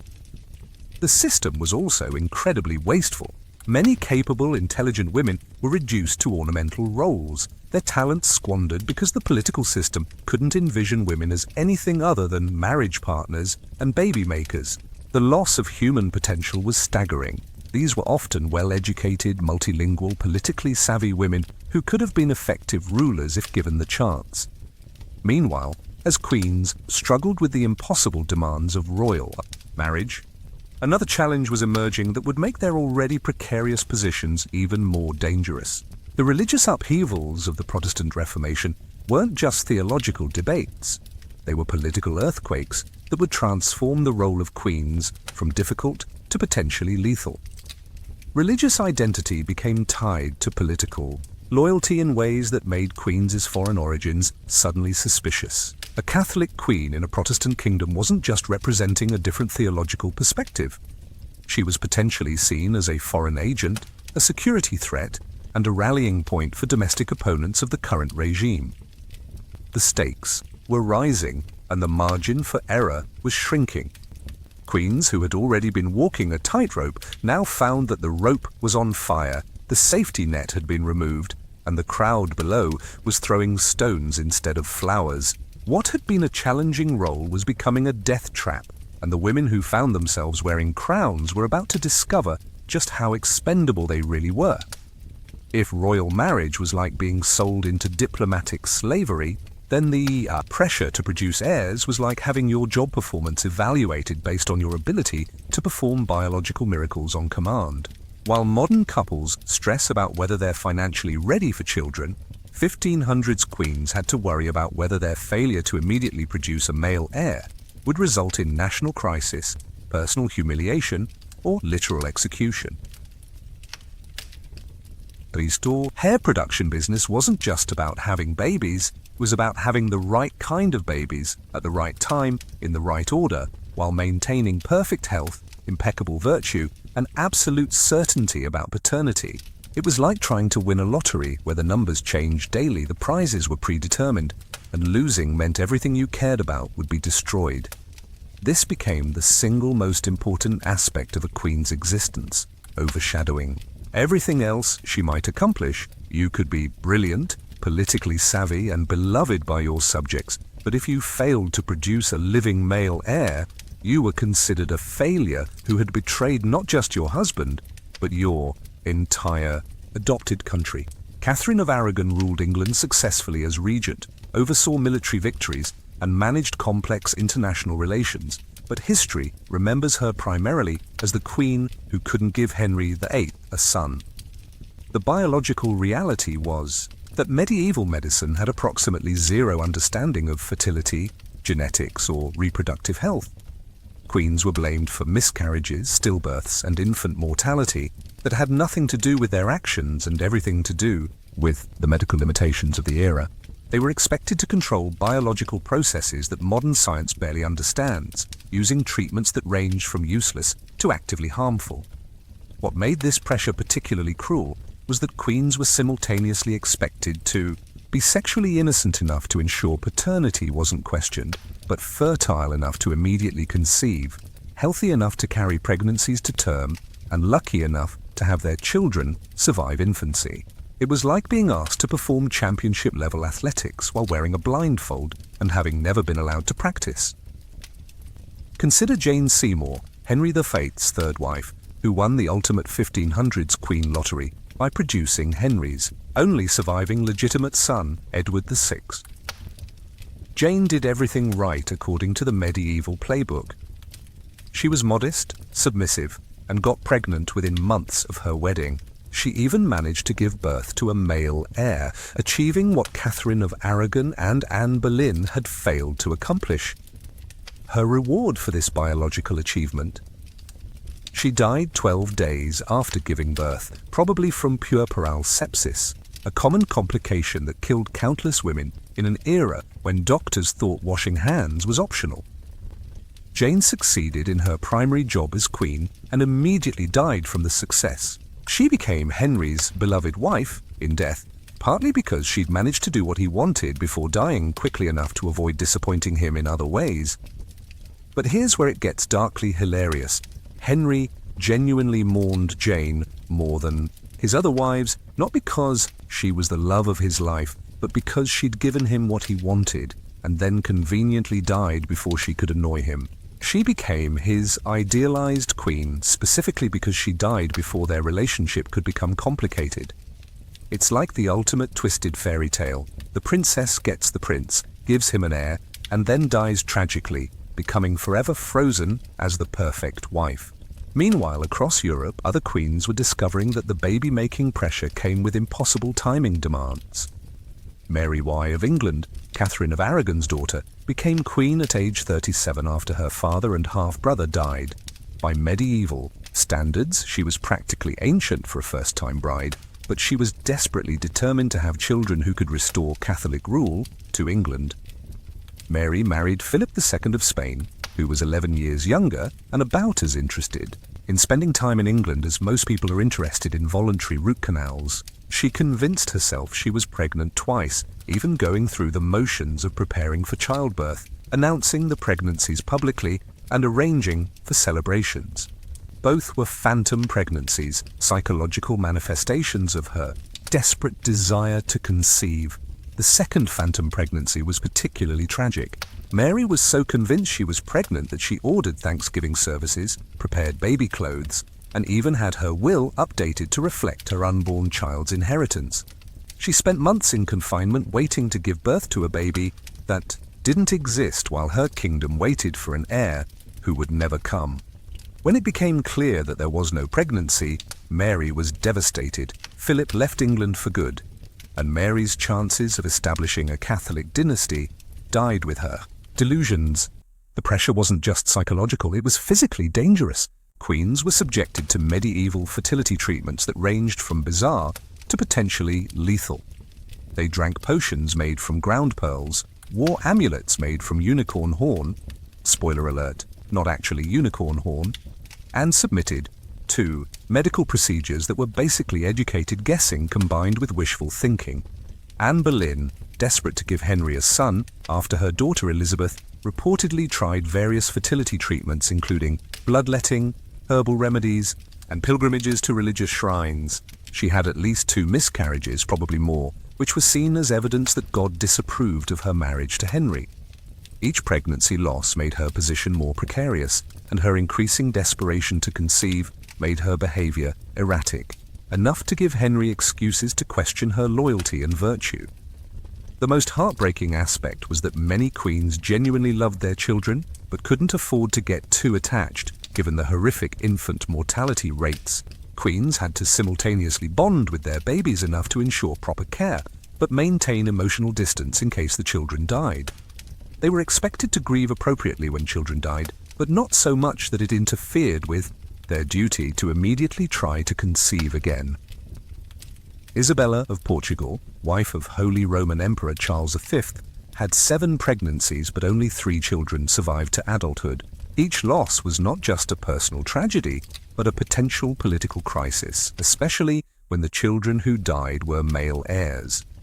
Isabella's final pregnancy at age 35 resulted in her death from puerperal fever, just hours after giving birth to a son who lived only a few hours. She literally died trying to fulfill her reproductive obligations. This wasn't isolated tragedy, it was the inevitable result of a system that reduced women to their reproductive functions while ignoring the medical realities of 16th century childbirth. Across Europe, the pattern was consistent.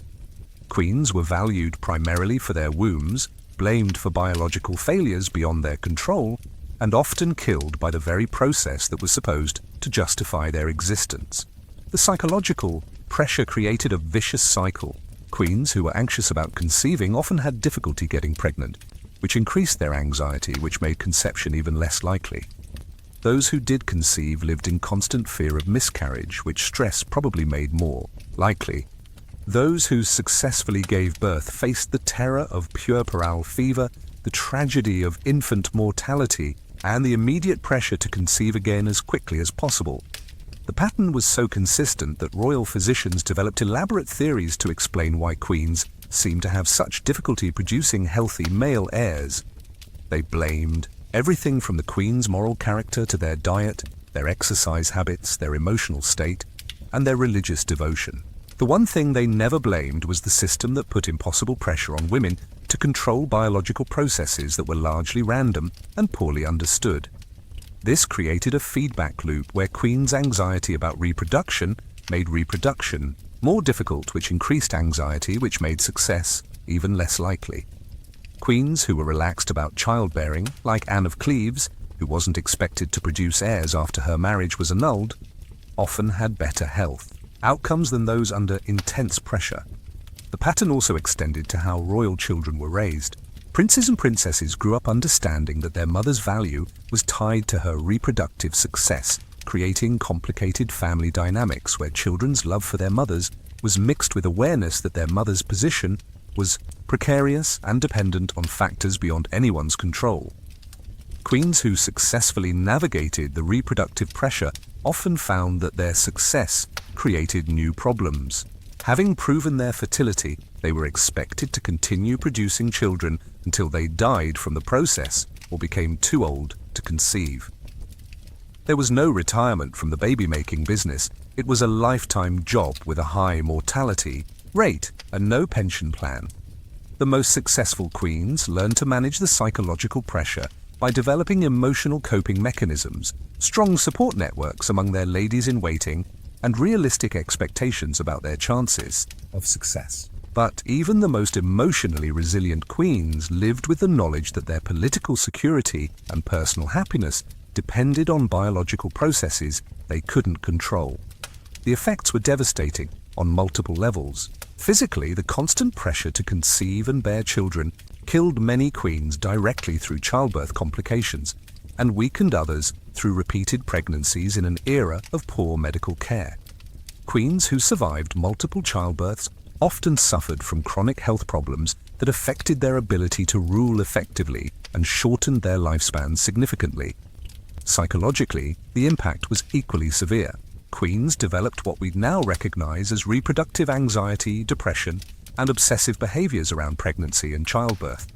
Many became fixated on fertility treatments, religious rituals, and superstitious practices in desperate attempts to control their reproductive success. The pressure was so intense that some queens, like Mary B., developed phantom pregnancies that were manifestations of their psychological desperation to conceive. The political consequences were enormous. Kingdoms with queens who failed to produce male heirs faced succession crises that often led to civil wars, foreign invasions, or dynastic extinctions. The English Reformation happened largely because Henry VIII couldn't accept that his first wife had failed to produce a son.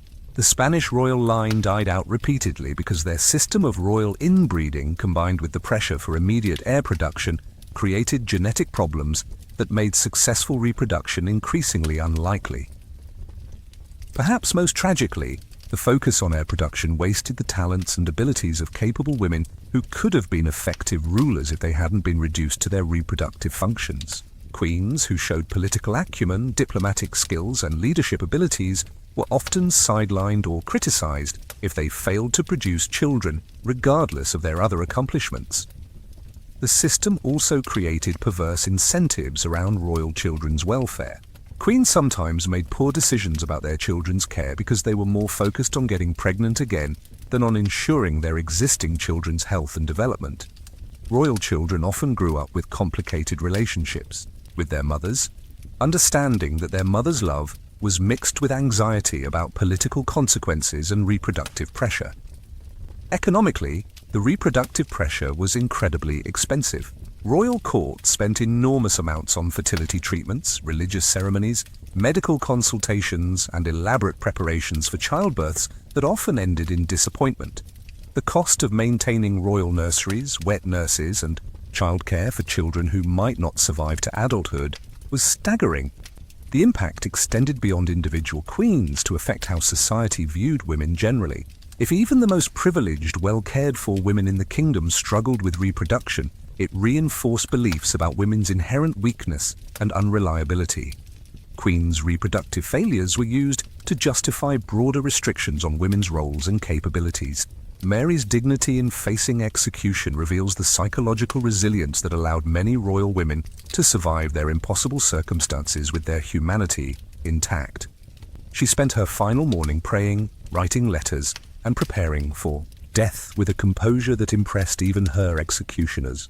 Her final words, spoken in Latin as the axe fell, were a prayer for forgiveness, not for her enemies, who she'd already forgiven, but for the sins that had led to her current situation.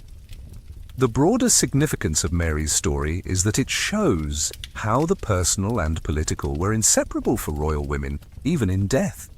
Her execution wasn't just the end of one woman's life, it was Elizabeth's final solution to the problem of having a rival who represented different approaches to queenship, religion, and international relations. Mary died not because of what she'd done, but because of what she represented. This story connects to everything we've discussed because it demonstrates how royal women were trapped not just by their marriages or their reproductive obligations, but by the symbolic weight they carried in political and religious conflicts they couldn't control. Mary became a symbol of Catholic resistance to Protestant rule, Scottish independence from English domination, and the alternative to Elizabeth's approach to queenship, regardless of her personal beliefs or political activities.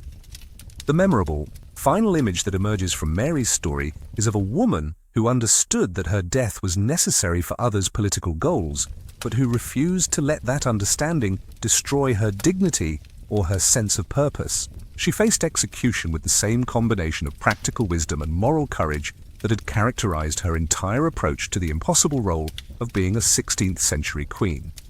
What it reveals about the entire period is that the system was designed to destroy royal women one way or another through bad marriages, impossible reproductive expectations, religious persecution, or political necessity, but that many of these women found ways to maintain their humanity and dignity despite circumstances that were specifically designed to strip both away from them.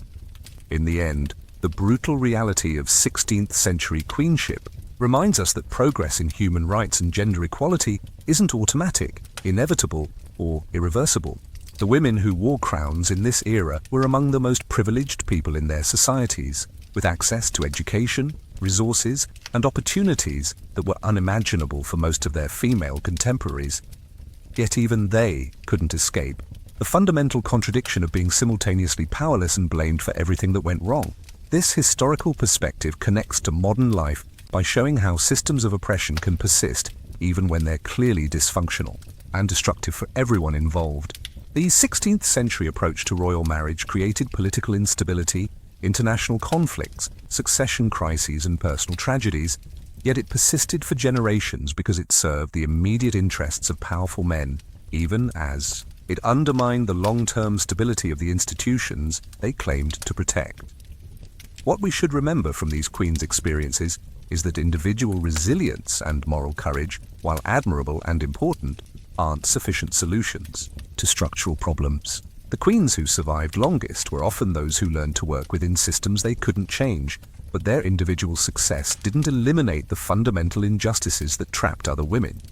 Sustainable progress requires changing systems and structures, not just hoping for better individual outcomes.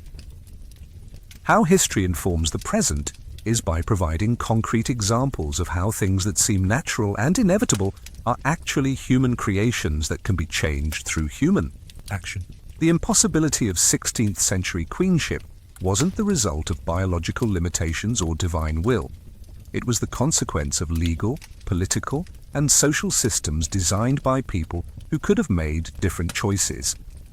The final thought-provoking observation is that the queens we've studied were both victims and agents of historical change.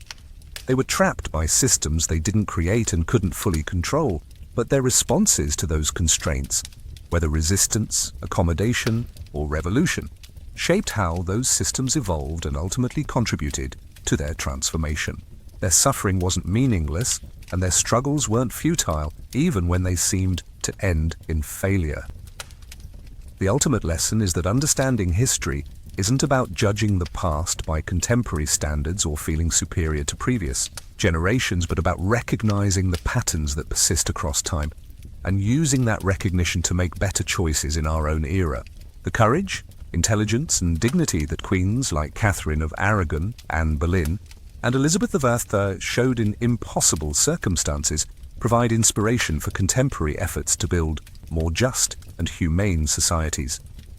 Their stories remind us that even when individual action seems powerless against overwhelming structural forces, maintaining moral courage and human dignity has value that extends beyond immediate practical outcomes, contributing to long-term social change in ways that may not be visible to the people living through difficult times. As we close this exploration of royal women who lived centuries ago, it's worth taking a moment to appreciate the distance we've traveled together through their world of impossible expectations, deadly contradictions, and remarkable human resilience. These queens faced challenges that we can barely imagine, yet their experiences reveal truths about power, gender, and human nature that remain painfully relevant today.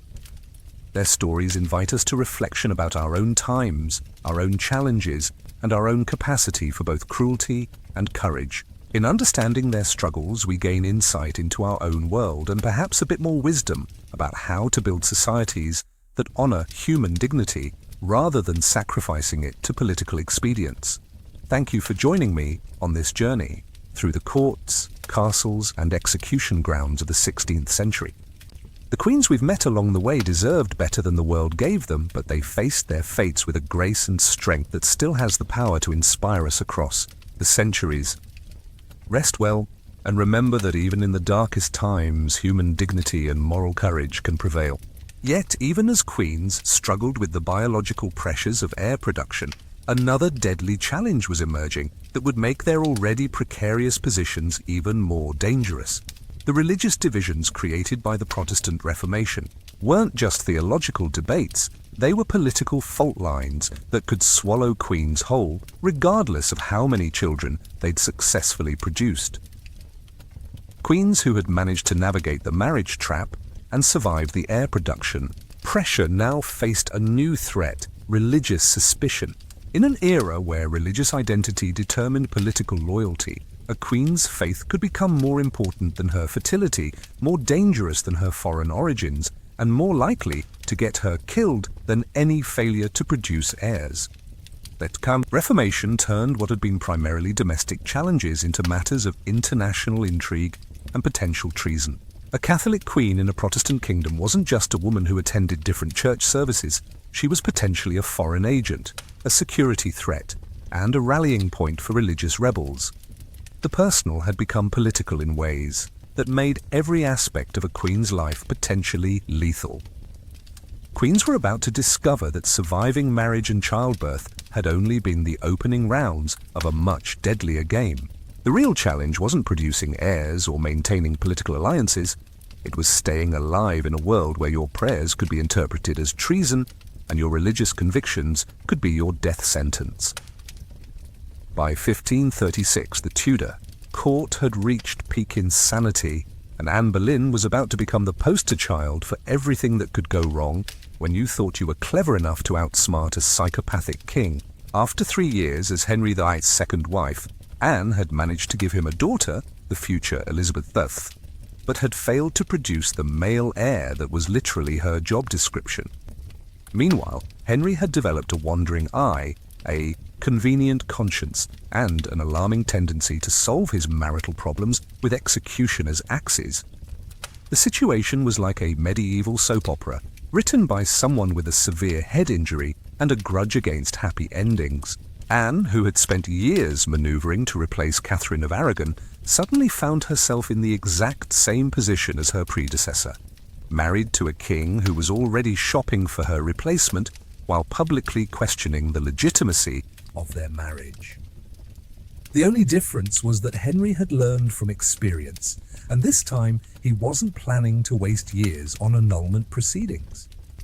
Anne had thought she was different from Catherine, younger, more sophisticated, more sexually appealing, and better at the political games that royal marriage required. She'd watched Catherine's downfall and convinced herself that she was smart enough to avoid the same fate. What she failed to understand was that the problem wasn't Catherine's strategy, the problem was Henry VIII, who had the emotional maturity of a toddler with absolute power and a pathological inability to accept responsibility for anything that went wrong in his life.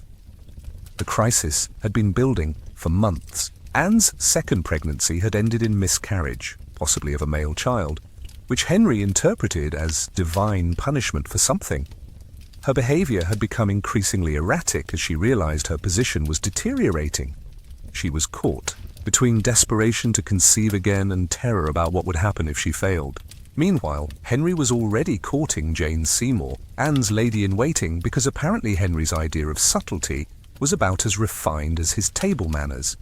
The court was holding its breath, waiting to see whether Anne would survive this crisis or become another cautionary tale about the dangers of trying to manage an unmanageable king. The beginning of the end came in January 1536, when Anne miscarried what may have been a male child. Henry, who had the sensitivity of a medieval battering ram, reportedly told Anne that he now saw clearly that God would never give him male children by her, because nothing says supportive husband like blaming your wife for a biological tragedy while she's still recovering from the trauma. But the real drama started in April 1536, when Henry's paranoia and desire for a new wife collided with court politics in a spectacular explosion of accusations, confessions extracted under torture, and legal proceedings that made Alice in Wonderland look like a documentary. Henry needed Anne gone, but unlike Catherine of Aragon, Anne couldn't be quietly divorced and shipped off to a convent. She was too prominent, too well connected, and too aware of Henry's secrets to be safely discarded. The solution was breathtakingly audacious even by Tudor standards. Henry decided to have Anne executed for adultery, incest, and treason. Not because there was actual evidence of these crimes, but because dead wives tell no tales and can't embarrass you at international diplomatic functions. The charges were so ridiculous they bordered on comedy. Anne was accused of committing adultery with 5 different men, including her own brother George Boleyn, because apparently Henry's imagination was even more active than his libido. One of her alleged lovers was Mark Smeaton, a court musician, who was tortured until he confessed to an affair that probably never happened. Another was Sir Henry Norris, whose only crime seems to have been being friendly with the Queen and taking too long to marry one of her ladies-in-waiting. The most absurd charge involved Sir Francis Weston, who was allegedly Anne's lover despite being newly married and showing no particular interest in the Queen beyond normal court courtesy. The evidence against Weston was so thin it was basically transparent, consisting mainly of some flirtatious banter that was completely normal for Tudor court life, where everyone flirted with everyone as a form of political networking. But the crown jewel of absurdity was the case against George Boleyn, Anne's brother, who was accused of incest based on evidence that amounted to he spent time alone with his sister and he kissed her once. In a court where siblings kissing was completely normal and where private conversations between family members were routine, this was like accusing someone of terrorism for hugging their mother. The legal proceedings were a masterclass in how to conduct a show trial. The outcome was predetermined, the evidence was fabricated or extracted under torture, and the jury was packed with Henry's supporters who understood that finding Anne innocent would be a career-limiting move. Anne's father, Thomas Boleyn, was actually on the jury that condemned his own daughter and son to death because family loyalty apparently had its limits when the alternative was joining them on the scaffold. Anne herself was brought to trial at the Tower of London, where she faced charges that she knew were false, presented by prosecutors who knew they were lying in front of judges who knew the verdict before the trial began. She defended herself with dignity and intelligence, pointing out the logical impossibilities in the timeline of her alleged affairs and the absurdity of the evidence against her. But logic had no place in Henry's court. Anne was found guilty on all charges and sentenced to death, either by burning or beheading at the king's pleasure, because nothing says merciful monarch like letting someone sweat about whether they'll be cooked or chopped. The 5 men accused of being Anne's lovers were executed first, dying horrible traitors' deaths, hanged, drawn, and quartered, except for George Boleyn, who was merely beheaded because he was nobility. Mark Smeaton, the tortured musician, reportedly maintained his forced confession to the end, probably because he understood that recanting wouldn't save him and might make his death worse.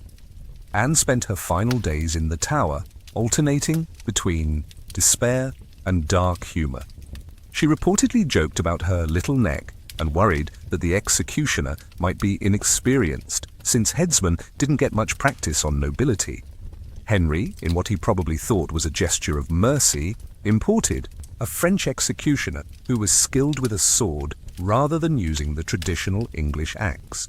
Anne was reportedly grateful for this consideration, which tells you everything you need to know about how low the bar was set for royal husbands in the 1500s. On May 19, 1536, Anne was executed in the Tower of London courtyard. She gave a speech that was carefully neutral, neither admitting guilt nor protesting innocence, asking for prayers for the king and her daughter. She knelt upright, and the executioner killed her with a single stroke of his sword. She was probably around 35 years old. Henry, meanwhile, was already planning his wedding to Jane Seymour, which took place 11 days later, because nothing says grieving widower like remarrying before your wife's body is cold. The immediate reaction across Europe was shock, horror, and a dawning realization that Henry VIII had crossed a line that even other absolute monarchs found disturbing. Executing a queen for adultery was unprecedented. Usually, unfaithful queens were quietly divorced, imprisoned, or sent to convents. Actually, beheading a crowned queen suggested a level of instability that made other monarchs nervous about their own family members' safety. The Spanish ambassador reported that people in London were terrified to speak about Anne's execution, understanding that expressing sympathy for her could be interpreted as treason. The French court, which had known Anne personally from her years there, was appalled by the charges and skeptical about the evidence. Even the Pope, who had no love for Anne, she was, after all, the woman whose marriage to Henry had triggered the English Reformation, seemed stunned by the brutality of her fate. Domestically, the execution sent a clear message to anyone who might be tempted to cross Henry. The king's patience had limits, and those limits were significantly shorter than most people's life expectancy. Courtiers who had previously felt secure in their positions suddenly realized that royal favor was even more precarious than they'd thought. If a queen could be executed on trumped-up charges, what protection did anyone have? The impact on Anne's daughter Elizabeth was devastating, though she was only 2 years old at the time. Elizabeth was declared illegitimate, stripped of her place in the succession, and essentially orphaned. Her mother was dead, and her father showed no interest in her beyond using her as a potential bargaining chip in future marriage negotiations. Elizabeth would grow up knowing that her father had murdered her mother, and that knowledge would shape her entire approach to marriage, power, and trust. Perhaps most significantly, Anne's execution established a precedent that made being queen even more dangerous than it had been before.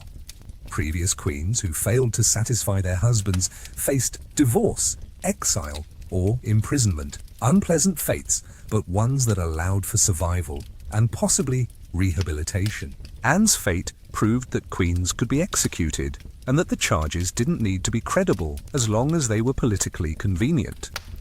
The legal implications were equally disturbing.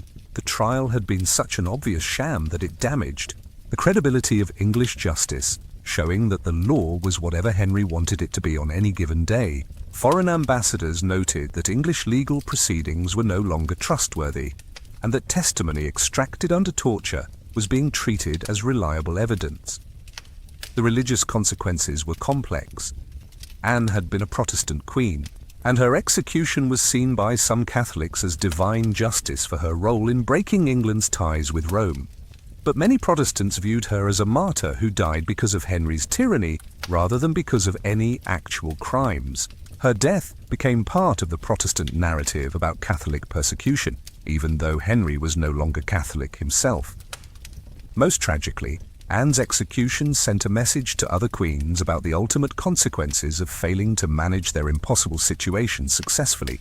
The margin for error had always been small, but now it was clear that the penalty for failure could be death, and that the charges justifying that death didn't need to bear any relationship to reality. Anne Boleyn's execution wasn't just the tragic end of one woman's life, it was a watershed moment that fundamentally changed what it meant to be a queen in the 16th century.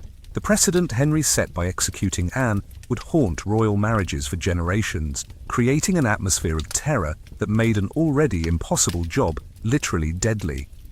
This event revealed the ultimate powerlessness of even the most prominent women in European society. Anne hadn't been some minor noble who could be quietly disposed of. She was a crowned queen from a powerful family with international connections and supporters. If she could be executed on fabricated charges, then no woman, regardless of her status or achievements, was truly safe from the whims of an absolute monarch. The execution also demonstrated how easily the legal system could be manipulated to serve political purposes.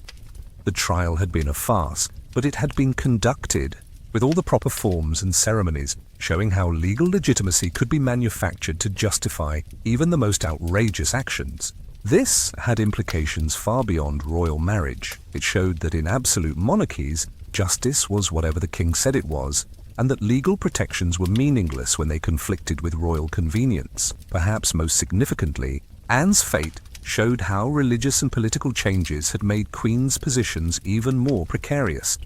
The break with Rome had eliminated traditional sources of protection and appeal, leaving queens entirely dependent on their husband's good will. There was no longer a pope to appeal to, no international religious authority that could intervene, and no established protocol for dealing with royal domestic violence. The execution established a template that would be used repeatedly, trumped up charges, show trials, and executions that served political purposes while maintaining a veneer of legal legitimacy. Anne Boleyn's death was the prototype for state-sponsored murder disguised as justice, and it wouldn't be the last time a 16th century queen found herself facing fabricated charges designed to justify a predetermined death sentence. Around the main drama of royal marriages and executions, other remarkable women played crucial roles in the theatre of 16th century royal dysfunction. These weren't just background players, they were queens, regents, and royal women who faced their own versions of the same impossible challenges, each finding different ways to navigate or succumb to the pressures of royal womanhood. Margaret of Austria was perhaps the most successful royal woman of her era, despite never managing to stay married long enough to face the heir production pressure. She was married 3 times before age 24, but all her husbands had the courtesy to die before their marriages could become complicated. This turned out to be excellent career training for becoming one of Europe's most effective regents. As governor of the Habsburg Netherlands, Margaret successfully managed complex international relations, balanced budgets, and maintained political stability for nearly 3 decades. Her secret: she avoided remarrying, correctly recognizing that widowhood gave her more power and independence than any marriage ever could. Margaret proved that being a professional widow was actually a viable career path for ambitious royal women, assuming you could survive long enough to become one. Across the Channel, Margaret Tudor, Henry VIII's sister and Queen of Scotland, represented the opposite approach. She kept remarrying and kept making spectacularly bad choices. After her first husband James IV died at the Battle of Flodden, Margaret married the Earl of Angus, who turned out to be more interested in controlling Scotland than in being a good stepfather to the young King James V. When that marriage predictably failed, Margaret divorced Angus with great difficulty and international scandal, and married Henry Stuart, who was younger, poorer, and even less politically useful than her previous husbands. Margaret's romantic choices were so consistently disastrous that they became a source of entertainment for contemporary chroniclers, who seemed to enjoy documenting each new example of her terrible judgment in men. Then there was Louise of Savoy, who took the exact opposite approach to royal womanhood. She focused entirely on her son, Francis I's career, and never remarried after being widowed young.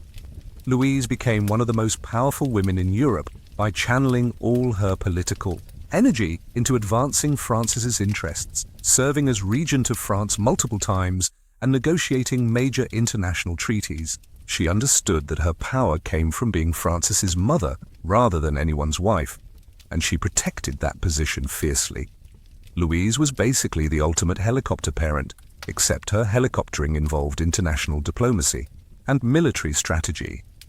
But perhaps the most tragic figure was Joanna of Castile, known as Joanna the Mad, who showed what happened when the impossible pressures of royal marriage collided with mental illness and political opportunism. Joanna was heir to the Spanish throne but married to Philip the Handsome of Burgundy, who was handsome but not particularly interested in his wife's mental health. When Philip died suddenly in 1506, Joanna's grief was so intense and her behavior so erratic that her father Ferdinand and her son Charles V declared her mentally unfit to rule. She spent the remaining 46 years of her life imprisoned in a castle, officially mad, but possibly just inconveniently emotional in a world that expected royal women to be decorative and compliant. Joanna's story illustrates how easily royal women could be discarded when they became politically inconvenient. Her madness was never clearly defined. She seems to have suffered from what we now recognize as severe depression and anxiety, possibly triggered by her husband's death and exacerbated by her impossible political situation. But in the 16th century, any behavior that threatened male political authority could be labeled as insanity, and once a royal woman was declared mad, she could be safely ignored while male relatives managed her inheritance. These women's stories show the range of strategies royal women used to survive their impossible circumstances. Margaret of Austria embraced professional widowhood. Margaret Tudor kept trying to find happiness through marriage. Louise of Savoy found power through motherhood. And Joanna of Castile was destroyed by the system entirely. Each represents a different path through the maze of 16th century royal womanhood, and none of them were entirely successful in escaping the fundamental limitations of their era. These weren't isolated incidents of individual women struggling with personal problems. They were part of a complex web of relationships, alliances, and political calculations that connected royal women across Europe in networks of mutual support, competition, and shared vulnerability. The women who survived learned to work together, while those who tried to go it alone often found themselves isolated and vulnerable when crises arose.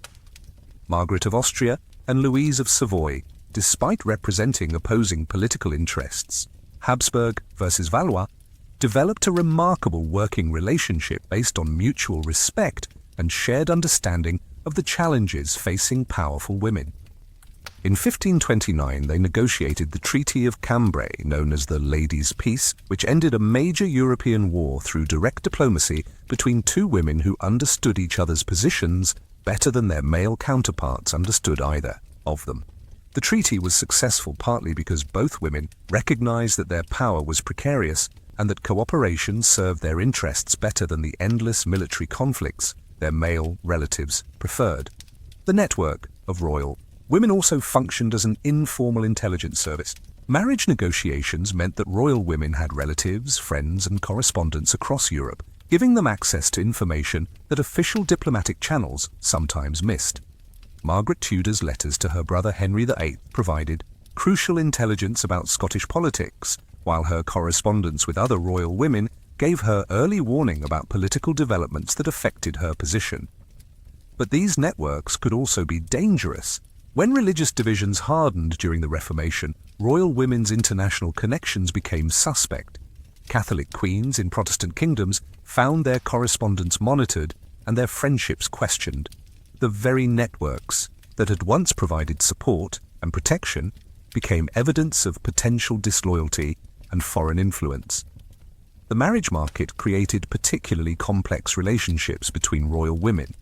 Mothers, daughters, and sisters-in-law were simultaneously allies and competitors, supporting each other while also competing for limited resources and political attention. Catherine of Aragon and her daughter Mary. I maintained a close relationship despite being separated for years, but Catherine's situation also served as a warning to Mary about the precarious nature of royal marriage. The most tragic interconnections involved the children of failed queens. Elizabeth I grew up knowing that her mother had been executed by her father, while Mary, I lived with the knowledge that her mother had died in exile and disgrace. These shared experiences of maternal loss and political trauma created bonds between royal children that transcended religious and political differences, but they also created psychological damage that affected how these children approached power and relationships when they became adults. The web of relationships also included the women who served queens as ladies-in-waiting, who often became confidants, allies, and sometimes rivals. These women shared the dangers of court life, while occupying positions that were simultaneously privileged and precarious. A lady-in-waiting could gain significant influence and wealth through royal favor, but she could also be destroyed if she became too prominent or if her royal patron fell from grace. Perhaps most significantly, the stories of these royal women were interconnected through the precedents they set and the lessons they taught. Each queen's success or failure became part of the collective knowledge that informed how later royal women approached their challenges. Anne Boleyn's execution taught subsequent queens that even crowned heads could roll. Margaret of Austria's successful regency showed that widowhood could be a source of power. Louise of Savoy's influence demonstrated the potential of maternal authority. These interconnected stories created an informal curriculum for royal womanhood, transmitted through correspondence, personal relationships, and shared experiences. Royal women learned from each other's mistakes and successes, developing strategies that built on previous generations' experiences while adapting to changing political and religious circumstances.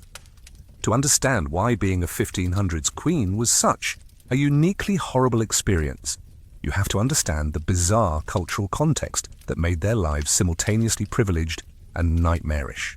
This wasn't just about individual bad luck or particularly awful husbands. It was about an entire social system that was fundamentally hostile to women's autonomy, while simultaneously demanding that women take responsibility for outcomes they couldn't control. Daily life for royal women was a constant performance of virtue, fertility, and political usefulness. They woke up every morning knowing that everything they did would be scrutinized for political implications, religious orthodoxy, and evidence of their fitness to be queens. Their clothing, their food choices, their conversation, their prayers, their sleep patterns, everything was potentially significant and potentially dangerous. The social structure of royal courts was designed to prevent queens from developing independent power bases or authentic relationships.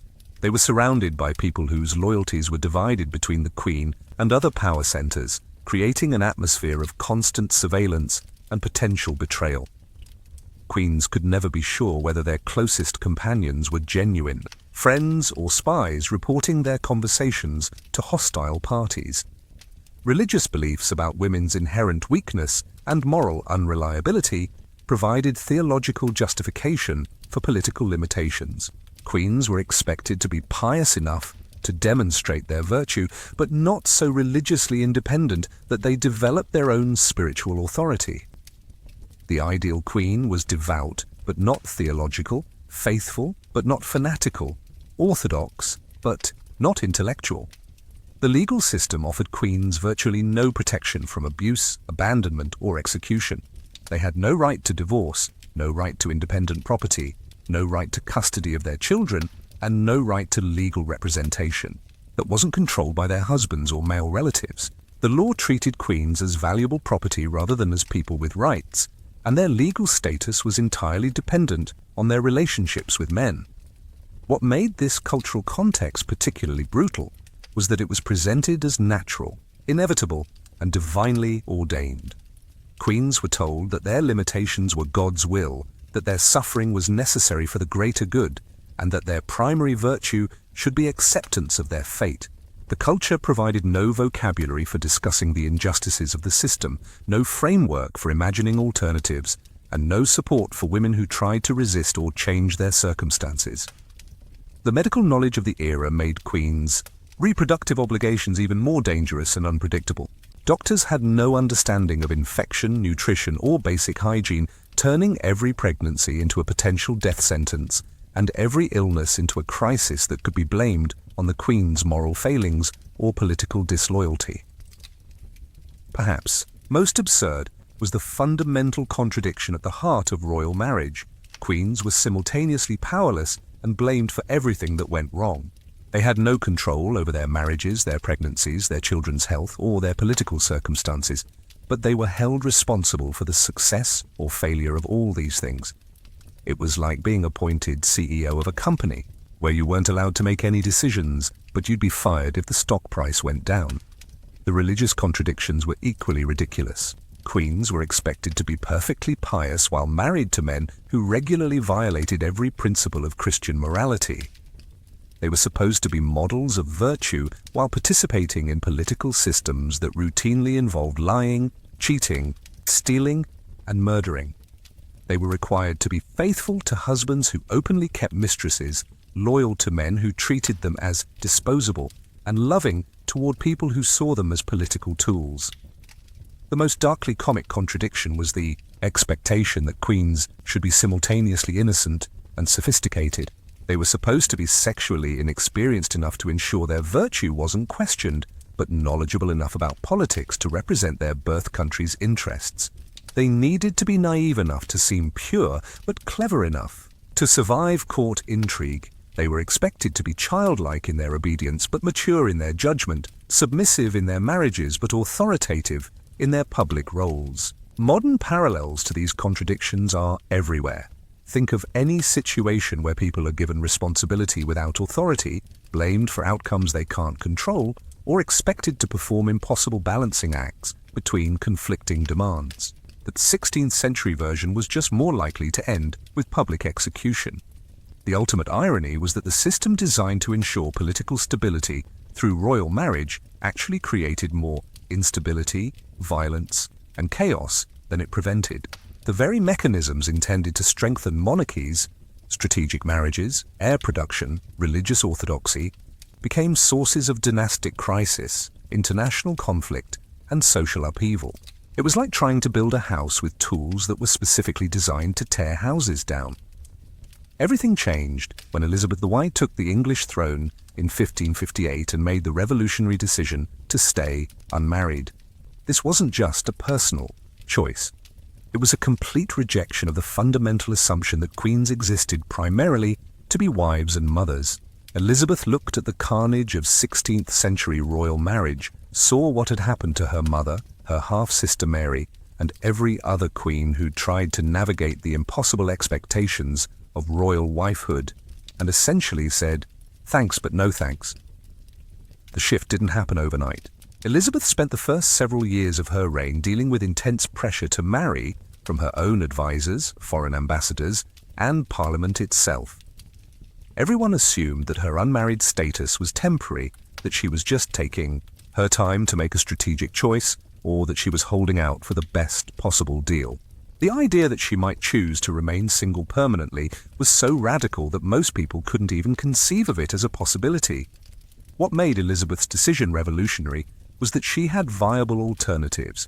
Unlike most queens, who were married off as teenagers to cement political alliances, Elizabeth inherited the throne in her own right and had the power to choose her own fate.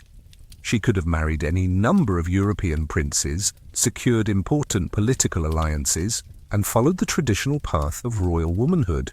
Instead, she chose to remain what she called married to England, creating a new model for female rulership that didn't depend on male partnership. This decision was made possible by several factors that came together in a perfect storm of historical circumstances. First, the religious chaos of the previous decades had weakened traditional authority structures and created space for new approaches to governance. Second, England's growing economic and military power meant that Elizabeth could afford to be more independent than queens of smaller, more vulnerable kingdoms. Third, the disastrous marriages of her immediate predecessors had made the risks of royal marriage impossible to ignore. But perhaps most importantly, Elizabeth had learned from the mistakes of every queen who came before her. She understood that marriage would inevitably diminish her power, that pregnancy would make her vulnerable, and that husbands would try to control her decisions. She recognized that the traditional model of queenship was fundamentally flawed, and that survival required creating something entirely new. The key insight was that Elizabeth chose to embrace the contradictions of her position rather than trying to resolve them. Instead of trying to be both a wife and a ruler, she chose to be only a ruler. Instead of trying to produce heirs while maintaining political authority, she chose political authority and let the succession question remain unresolved. Instead of trying to satisfy everyone's expectations, she chose to satisfy only her own. This shift required enormous courage and political skill. Elizabeth had to convince her subjects that an unmarried queen could be just as legitimate as a married one, that a woman without children could still be an effective ruler, and that England could be secure without the traditional diplomatic marriages. That had been the foundation of international relations for centuries. The transformation didn't happen smoothly or without resistance. Elizabeth faced decades of pressure to marry, and she had to develop increasingly sophisticated strategies for deflecting this pressure while maintaining her political authority. The process was like a very long, very public negotiation between Elizabeth and everyone else in Europe about what it meant to be a queen. Initially, Elizabeth used the possibility of marriage as a diplomatic tool, entertaining suitors and negotiating potential alliances while never actually committing to anything. She conducted elaborate courtships with various European princes, most notably Archduke Charles of Austria and King Erik XIV of Sweden, keeping these negotiations alive for years while finding reasons to delay any actual decisions. This strategy allowed her to maintain diplomatic relationships and keep potential enemies guessing about her intentions while buying time to to consolidate her power. The most dramatic example was her relationship with Robert Dudley, Earl of Leicester, which scandalized the court and created years of speculation about whether she might actually marry for love rather than political advantage. Elizabeth's affection for Dudley was genuine, but she was also smart enough to recognize that marrying him would be political suicide. Dudley was already married, though his wife died under suspicious circumstances. He was considered socially inferior to a queen, and marrying him would have provided no international diplomatic benefits while creating massive domestic opposition. Elizabeth's handling of the Dudley situation showed her growing sophistication in managing the marriage question. She maintained an intimate relationship with him while making it clear that romance and marriage were separate issues for a queen. She gave him honors, wealth, and access, while never letting their personal relationship interfere with her political decisions. It was a masterclass in compartmentalization that allowed her to have something resembling a personal life while maintaining her independence. The resistance to Elizabeth's unmarried status was fierce and came from multiple directions. Parliament repeatedly petitioned her to marry, arguing that England needed a direct heir to ensure political stability. Foreign ambassadors pressured her to consider their various princes and archdukes, seeing marriage negotiations as opportunities to gain influence over English policy. Even her closest advisors, like William Cecil, spent years trying to convince her that marriage was necessary for the kingdom's security. Religious opposition was particularly intense. Protestant reformers argued that marriage was a Christian duty and that Elizabeth's refusal to marry suggested moral deficiency or even heretical beliefs. Catholic critics used her unmarried status as evidence that she was unnatural and unfit to rule, playing into existing prejudices about women's inherent need for male guidance and control. Elizabeth's breakthrough came when she realized that she could turn the marriage question into a source of power rather than weakness. Instead of being pressured into marriage, she began using the possibility of marriage as a diplomatic weapon. Foreign powers who wanted English support had to court her personally, giving her leverage in international negotiations that no married queen had ever possessed.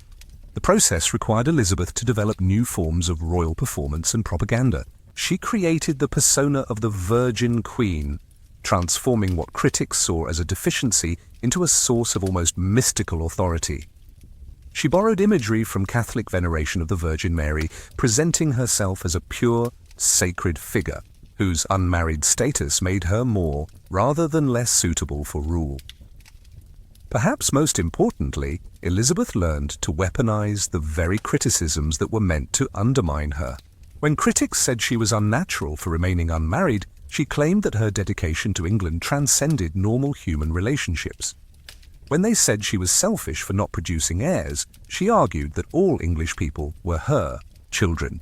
When they said she was weak without a husband, she demonstrated that she could be both feminine and powerful, both accessible and untouchable. The transformation was completed when Elizabeth's reign began producing tangible successes that couldn't be ignored. England's victory over the Spanish Armada in 1588 proved that an unmarried queen could provide effective military leadership. The economic prosperity and cultural flowering of the Elizabethan era showed that political stability didn't require royal marriage. Elizabeth's longevity on the throne demonstrated that she was more secure than most of her married contemporaries. By the end of her reign, Elizabeth had fundamentally changed what it meant to be a queen. She proved that women could rule independently, that marriage wasn't necessary for political legitimacy, and that queens could be sources of strength rather than weakness for their kingdoms. The process took decades and required constant vigilance, but it created a new model for female rulership that would influence royal women for centuries to come. The new reality Elizabeth created was both liberating and limiting for future queens. On one hand, she had proven that women could rule effectively without male partnership, that unmarried queens could command respect and loyalty, and that traditional expectations about royal womanhood could be challenged and changed. On the other hand, she had set a standard that was almost impossible for other women to meet. Elizabeth's success was built on a unique combination of circumstances that were unlikely to be repeated.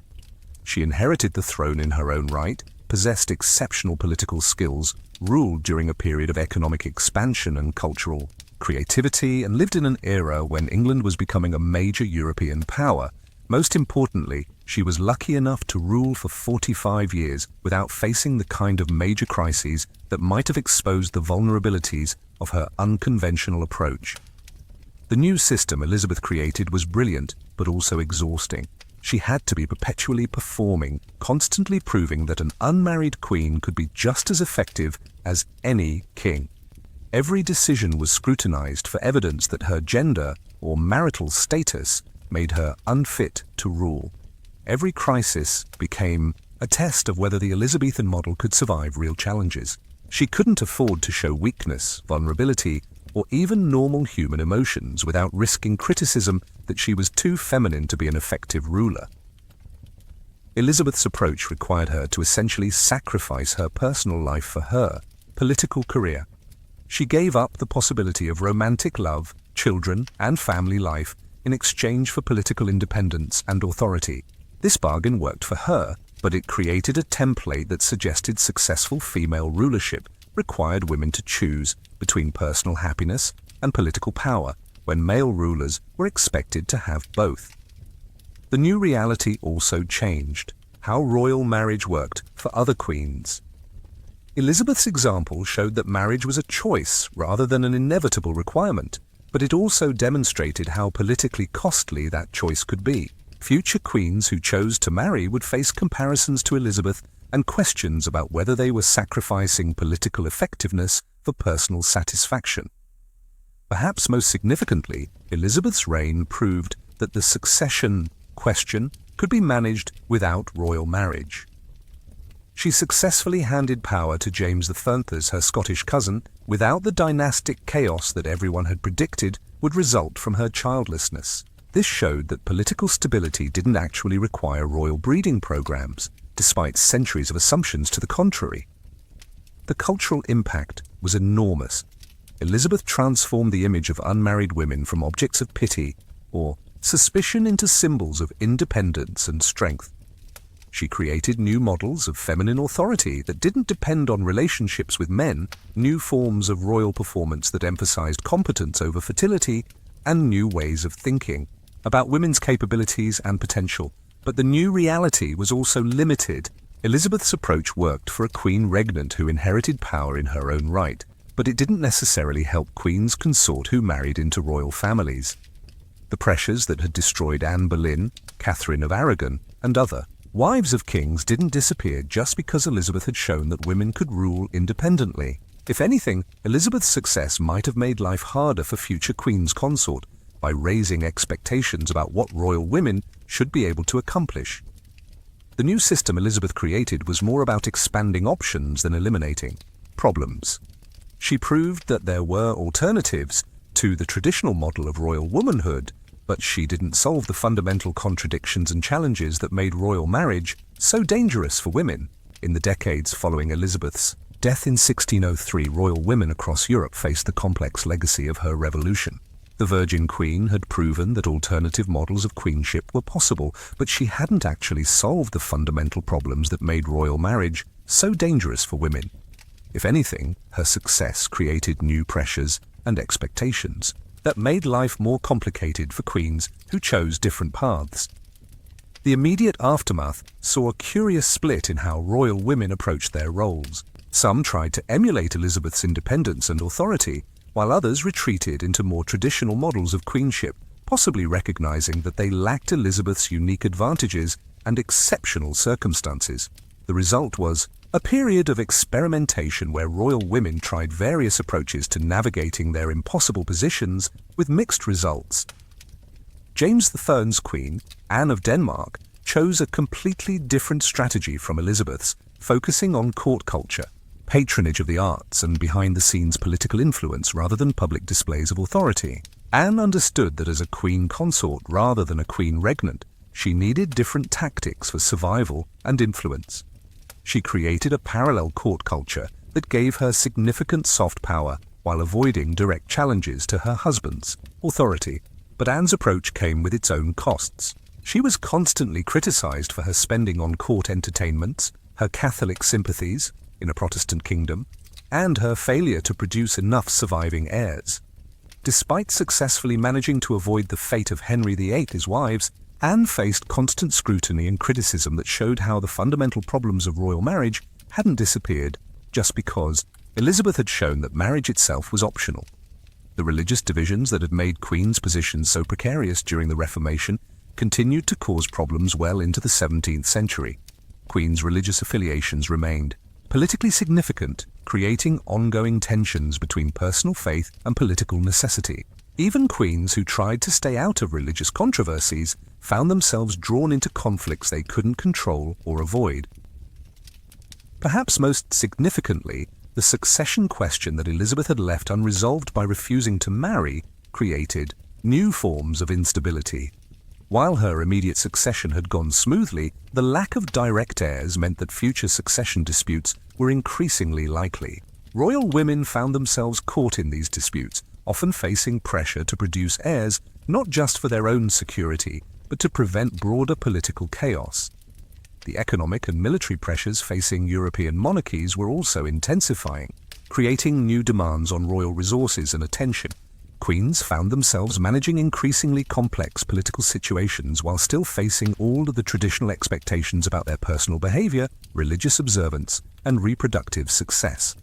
The job was getting harder, even as the traditional support systems were breaking down.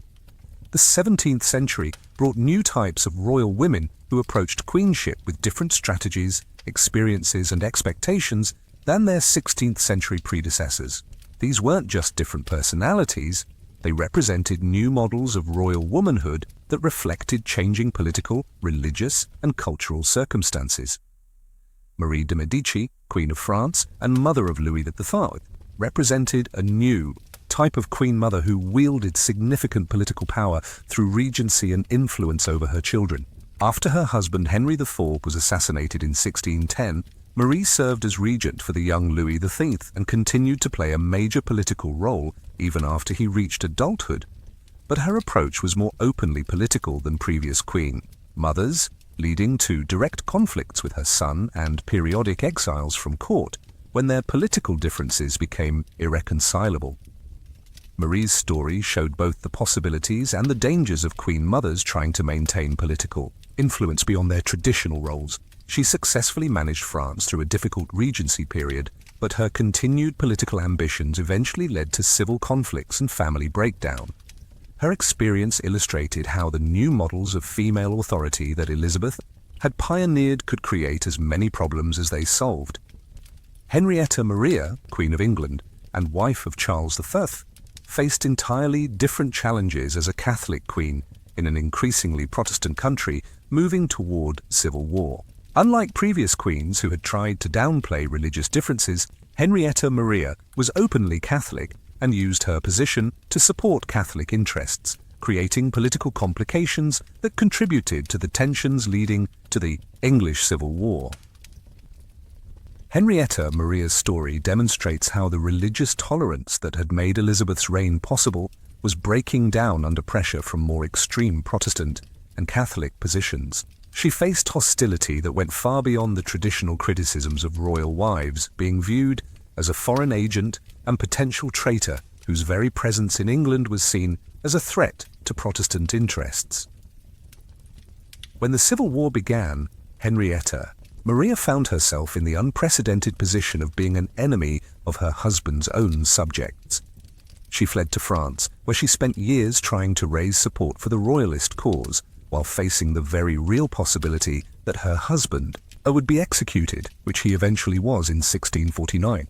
Her experience showed how the political upheavals of the 17th century were creating entirely new categories of danger for royal women.